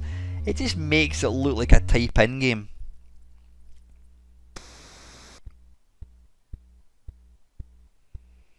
Yeah, even the movement is pretty crap. Right, I've just picked up, I assume that's a clam or of some sorts, a clam or a pearl or something. Oh, mind the stingray, or whatever it is. Is that what, I don't know what it's called, stingray, is it? Electric eel, that's what it is, yeah. Yeah, not all games in 1983 were good, and that's one of them that isn't.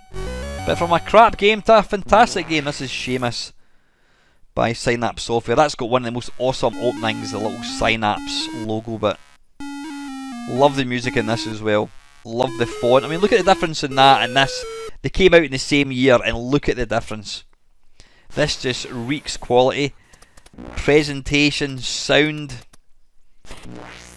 Excuse me. Now this was an early an American game. Well, they're all obviously early because it's 1983. But this was one of my favourite games back in the day. Kind of feels a bit like it feels a bit like Berserk. Albeit this has got a lot nicer graphics. But this has also got a slight story to it. You've got to kind of collect it. Oh! Yeah, the graphics in this are fantastic. Sound effects are awesome as well, they really are.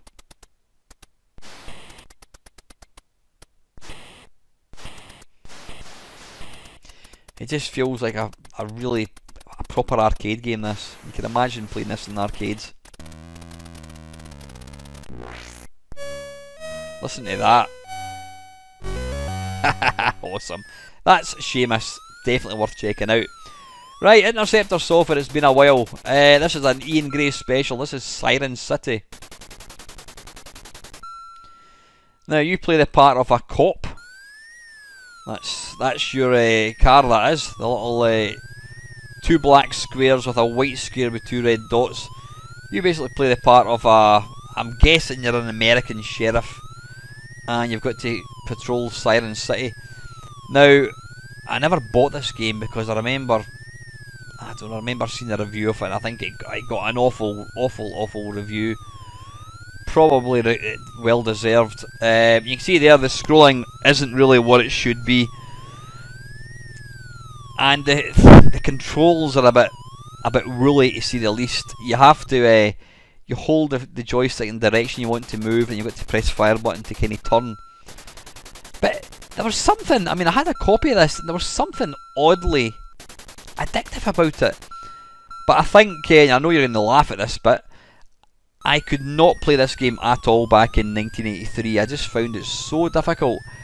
Whereas I can actually play it better now, which is weird. Now if you take your finger off the fire button, you can then move up and down like so, sort of changing lanes. You've got a little timer there, patrol timer. Basically once that gets to 0, you move on to the next day, or the next patrol, whatever it is. I think that's an aeroplane. Boof! Yeah, it's very, very rough around the edges, but some people say this was the game that inspired Grand Theft Auto. We shall never know. That was Siren City. And this is Scramble. This is, as you'll see in a second, this is one of my most played games back in the day. It's a clone of Scramble, different spelling. And yeah, this is an absolutely fantastic version. scrolling's not the greatest, but you know what? There is actually some clever bods actually tarted this game up, so you can actually download a version of this where they've kind of improved everything. They've made it silky smooth scrolling, but for pure authenticity, I wanted to play the original one. This was a game I played a lot, and I remember just thinking, I really felt like I was almost playing an arcade game. This was the one game that I really felt like I owned I didn't own an arcade, but I owned an arcade game. It was almost as good as the arcade one. Yeah, looking at this compared to Scramble and MAME is obviously it's not accurate, but it's not a bad version at all. I'm going to die here. Ah, bollocks.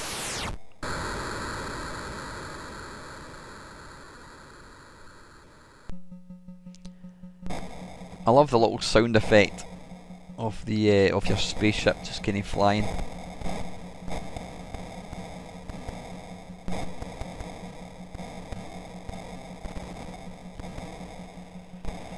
Never did complete this. I think I got to the last level, but it's a challenging game, and what they've done is, rather than asking you to press spacebar, pressing fire button fires a missile and also drops bombs as well, so you don't have to kind of worry too much as long as you just keep hammering that fire button. But this, you know, for an early game, I thought this was fantastic.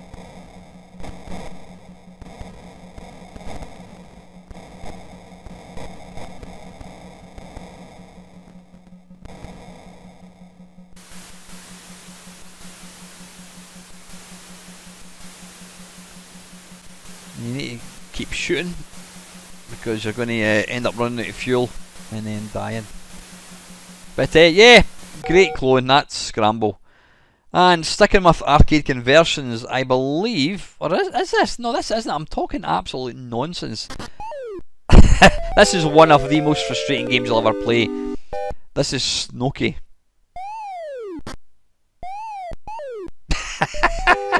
It literally hands you your arse on a plate. It does not take prisoners at all. It's absolutely ruthless. Now, I don't know what, I always thought that you looked, you know what I thought it looked like? You looked like Captain Caveman, which was it was a 1970s cartoon. You played the part as Caveman. I always thought that's what you looked like in this.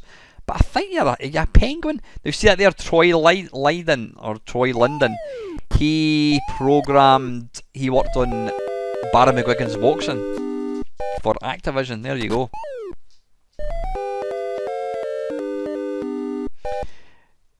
There was something I liked about this game. Very simplistic, but it felt like an arcade game, and it's really addictive. So yeah, definitely worth checking out. That is Snooky. Oh dear, where did I start with this game? My goodness. This was again one of the early games that I got on the C64. Now I would be, what year would I be? I would be in 3rd year at school, and I kinda got pally. I say pally, the guy was a bit of a dickhead, but we shared the same interests in computers. He didn't have a computer, but this guy, although he was only what, 16, he was a lot older looking than I was, and he used to smoke, he used to drink, he used to go to pubs, and he was utterly addicted to fruit machines, real fruit machines.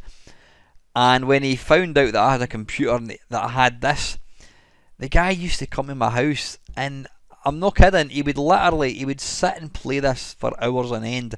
Sometimes we would take it in turns. We would say, right, well, I don't know, we'll spend £100 and we'll see how much we win. It's utterly pointless. I mean, the only things you've got is you've got nudges, and that is it. Have you got gamble? Yeah, you can gamble higher or lower, I think it is, and that was it. You know, so compared to the sort of later fruit machine simulators, this was stupidly simple.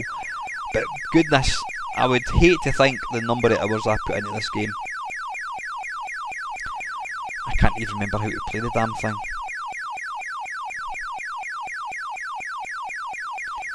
So what I want to try and do is figure out how to nudge.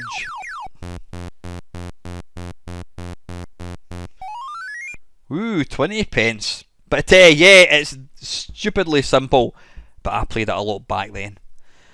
That was Super Fruit. Right, sticking with arcade conversions again. This is Space Pilot. This is a version of Time Pilot.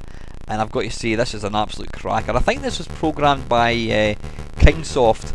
And it was released by Analog Software. Analog did do some really good conversions. I mean, we looked at Kong earlier on. Well, it's not the best version of Kong graphically wise. They were always better. They were certainly a lot better than Interceptor Software. But the most important thing about this game is how it plays, and it plays really, really well.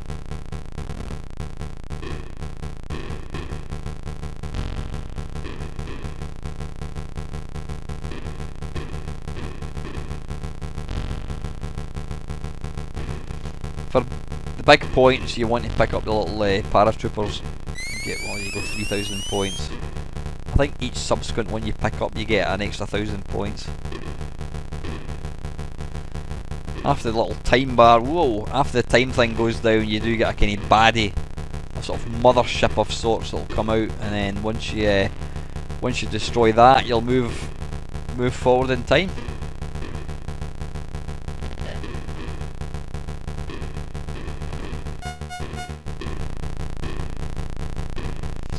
Should appear any time now. There we go, there it's down there. So what we want to do is destroy that. There we go, and we're going to jump forward in time by, I don't know, 20 years. 1940. So the enemy's technology will be slightly better. Yeah, we've got, is it Spitfires or something, I don't know.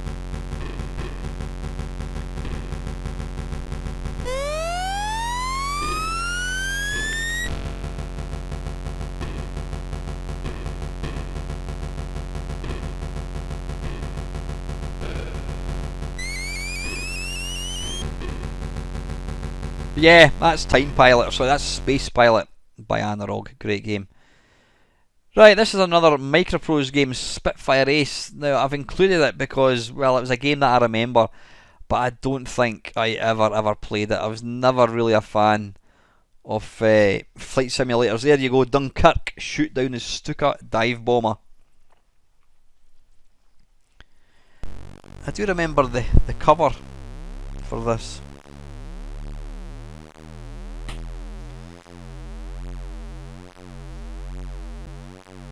I presume that's the sun in the background.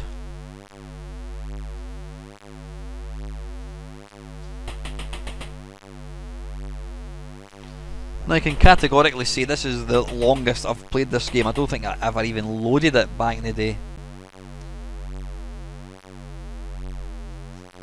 Very simplistic again, like a lot of the games, you know, we need to remember this was 1983, the C64 had only been out about a year. Well, that was easy. Right, next one, shoot down the German ME-109.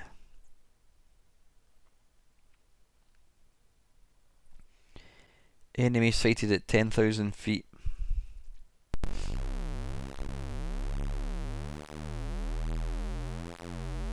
Right, there you go, you got the altitude, so I'm sitting at 11,000, so I need to come down to 10,000 and then the wee guy should appear. Again, look at the graphics at the bottom. It's computer defined graphics. You know, this was this game was $9.99. But you know what? It's when you hardly had any games, then you didn't know any better. You know, looking at this now compared to what you've got now, or even looking at comparing this to games that came out a year later, it looks awful. But you know what? It was a computer game, and that was all that really mattered. The fact that you could play this game on your TV in the house, that was all that mattered.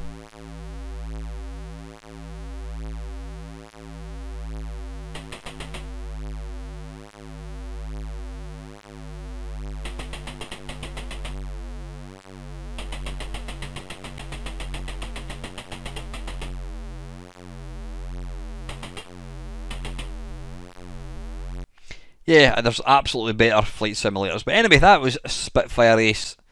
Now another arcade conversion, and this time it's a cracker. This is Spy Hunter.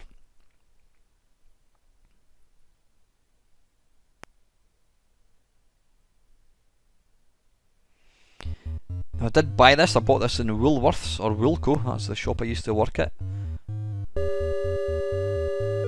Now, I actually think this is better than the arcade one. I'm not saying it looks better, I just think it plays better, it feels better. You know, maybe playing the original. Did the original have a steering wheel? I'm not too sure. The music, bollocks, the music in this one is really good. It's the same as the arcade one. Is it the Peter Gunn theme, I think it is?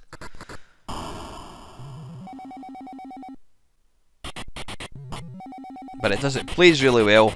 Really arcadey.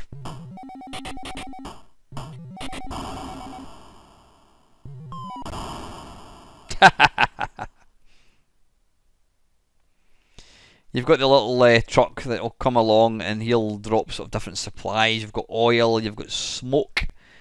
Have you got missiles or something? I can't remember exactly. Mines, possibly.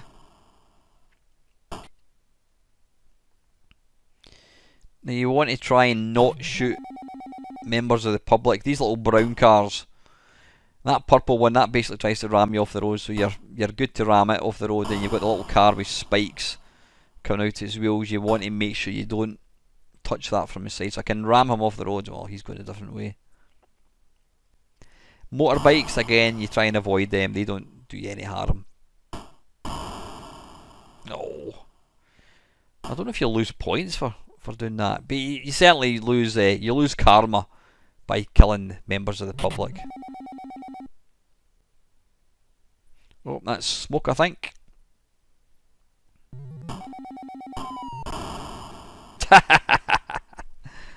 Anyway, that's Spy Hunter. That's a great version. Now this was, let me think. This was one of the earliest games that I bought in Ray's computer shop, and I looked at the screenshot on the cassette inlay, and that sold me. This, what you're about to see, was the screenshot, and I just thought it looked awesome. It's basically it's Battlezone. The only problem with this game, it's very, very slow.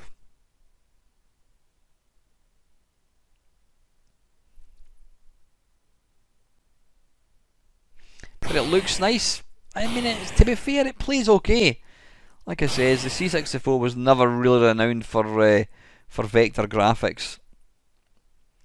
Though I think Mercenary probably bucked the trend, and it proved that the C64 could indeed do vector graphics. Though I don't think it was as good as, say, the BBC or Spectrum or Amstrad even Atari actually. But yeah, this wasn't a bad game, but I remember back in the day, the speed of it just kind of put me off. Which was a shame, because it is a nice game.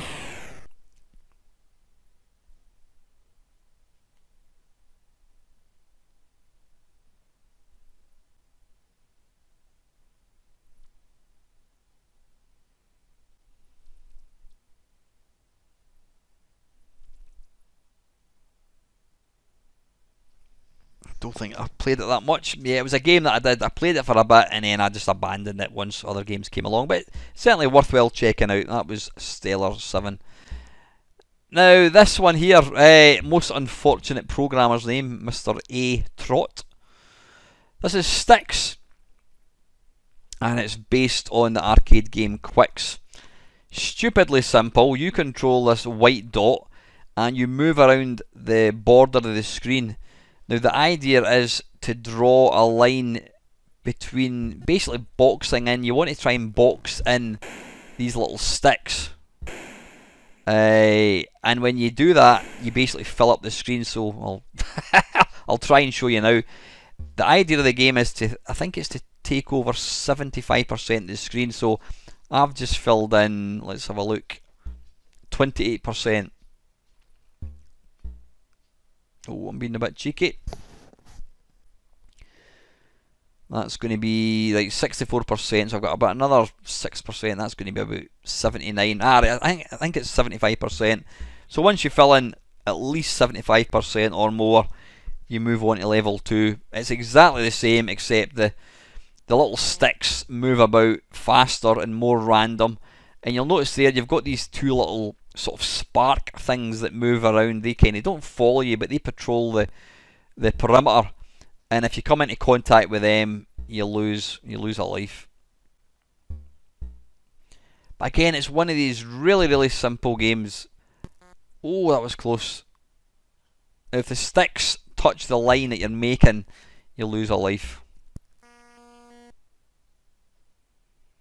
Really simple game, but utterly brilliant.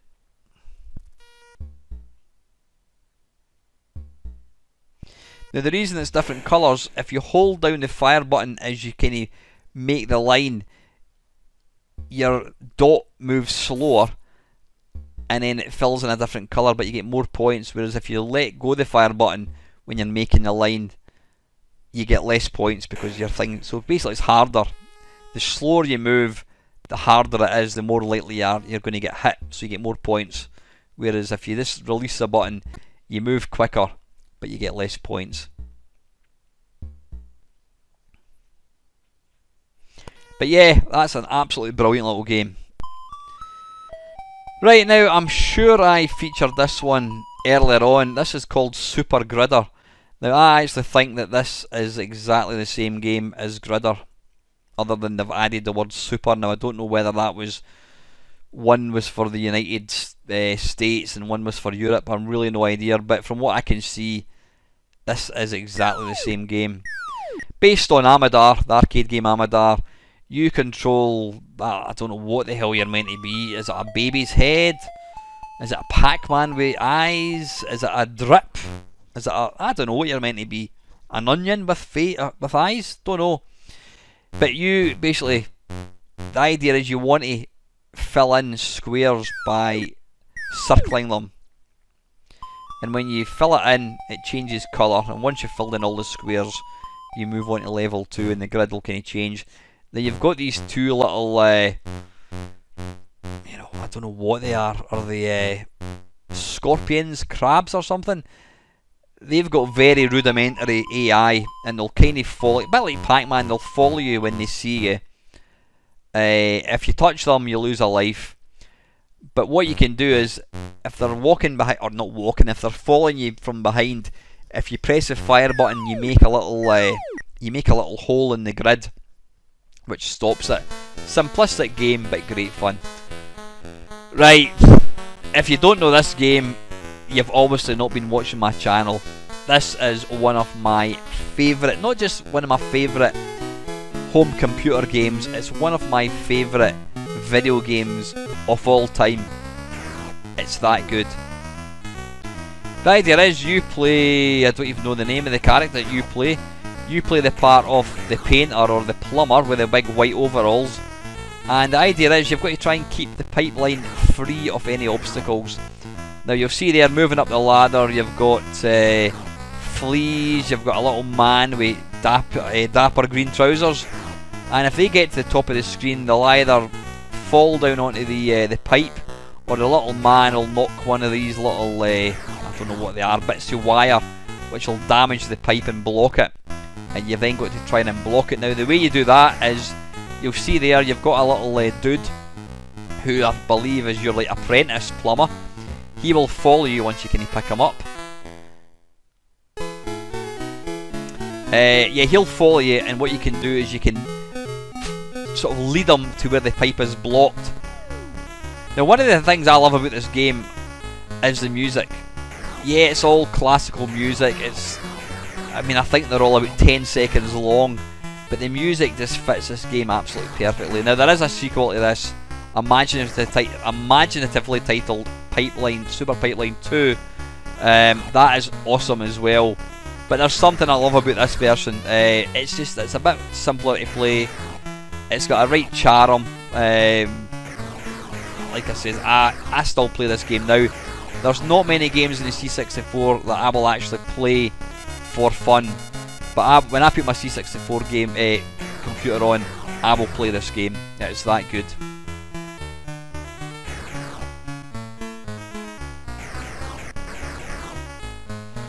But the music really, it just helps to kind of increase the atmosphere of the game and the fun of the game. It's a fun game.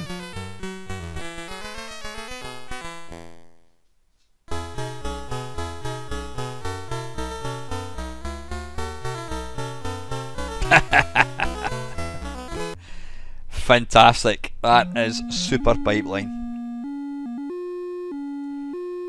Right, this is Survivor.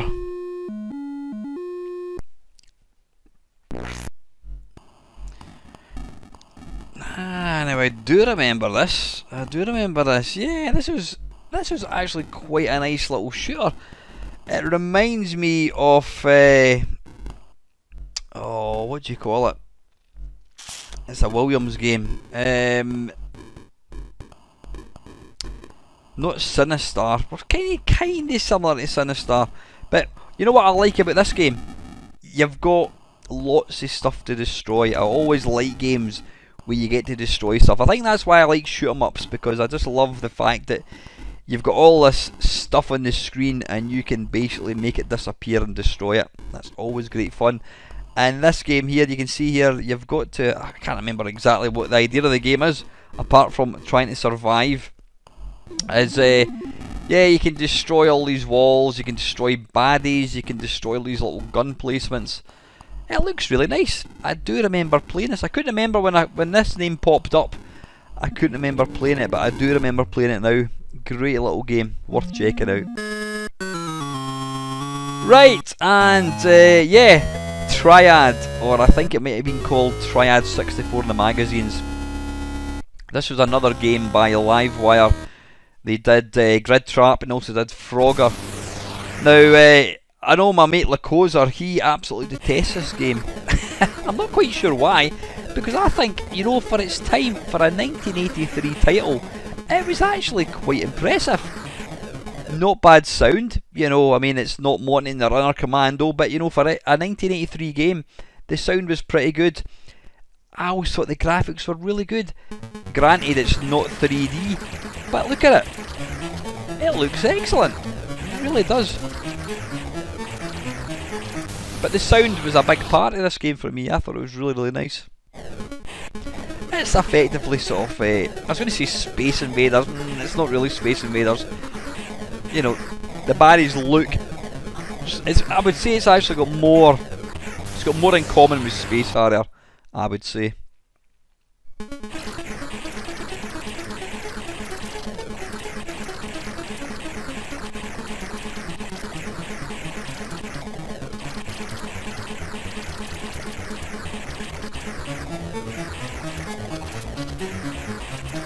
All the early games, or at least most of the early games, the music they featured was usually based on classical pieces.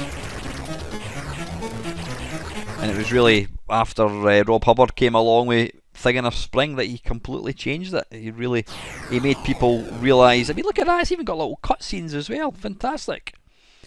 Yeah, Rob Hubbard really shook the whole industry up with the music. He made people realise that this thing, this little beige box, could actually put out some amazing music. So that's Triad. And this one, Twin Kingdom Valley. Now this is not a game that you would normally see me play.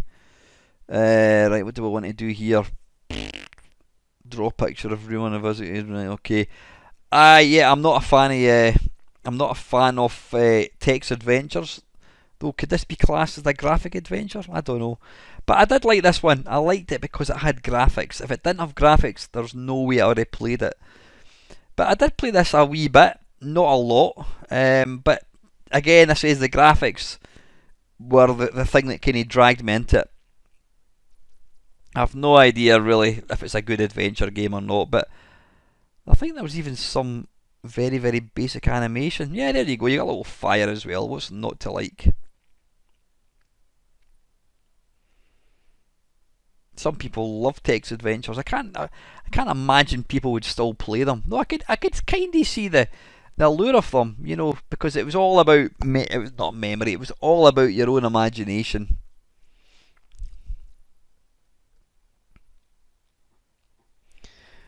The biggest thing I had to do was basically, you know, figure out the parser. In other words, figure out what words the computer would understand.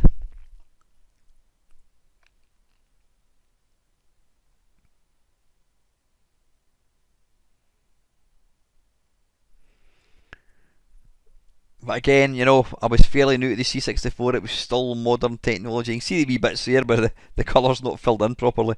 Yeah, this was all modern. This was modern for 1983. And yeah, definitely worthwhile checking out. That's Twin Kingdom Valley. And this one, Ugh. Now I do remember this one. I couldn't actually remember this until I actually saw it. You play the part of Ugh. He lives in a cave in a mountain with Rex the Tyrannosaurus, Terry the Pterodactyl and Tricey the Triceratops. Now I think you've got to try and steal the eggs and take them back to your cave. I can't remember.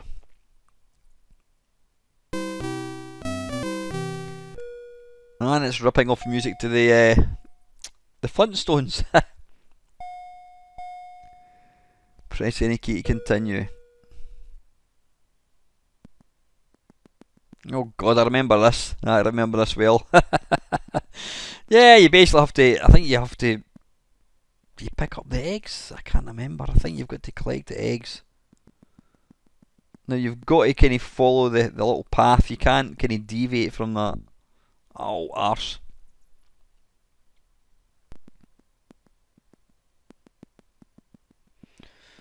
You've got to avoid that thing. You've got to avoid the eggs getting, or is it rocks? I don't know what that is.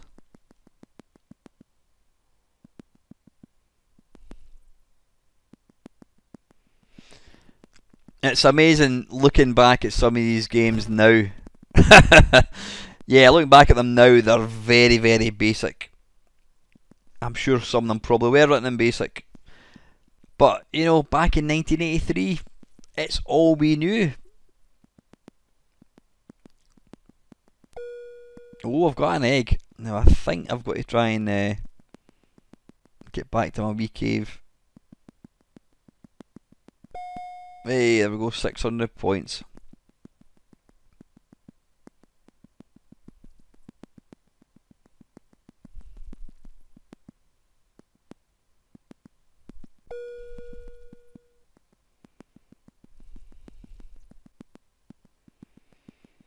Yeah, ridiculously simple, but you know, still good fun.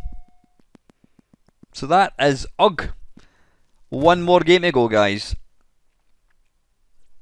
and we're probably finishing with one of the best games ever released on the C64, certainly in 1983. As far as arcade conversions go, this is one of the best. This is Wizard of War.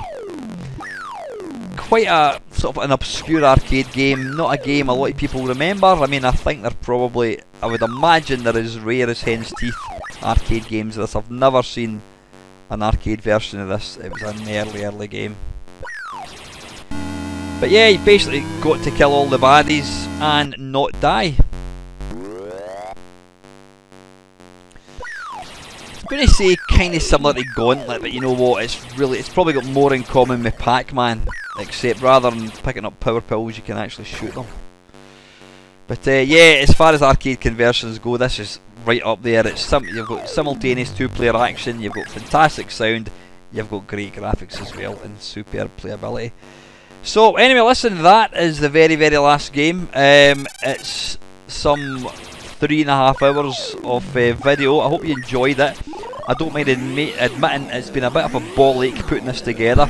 I literally started this video probably about 3-4 months ago, and because of the length of the video, I've been making it over a period of time. I mean, I went for about a month when I didn't record anything of it, but you know, I wanted to get the video out because if I was to lose it, I would be pretty gutted. I will do another That Was the Year That Was for the Commodore 64. It'll be 1984. I might try and be slightly less picky about the games, sorry, more picky I should say, about the games that I picked, because what I did for this one, I literally picked every single game that I remember. There are games that you'll say, well, what about that one? If it's not in this video, it's because I don't remember it, but I think there's probably slightly too many games. So anyway guys, listen, hope you enjoyed watching it, and as always, thank you very much for watching.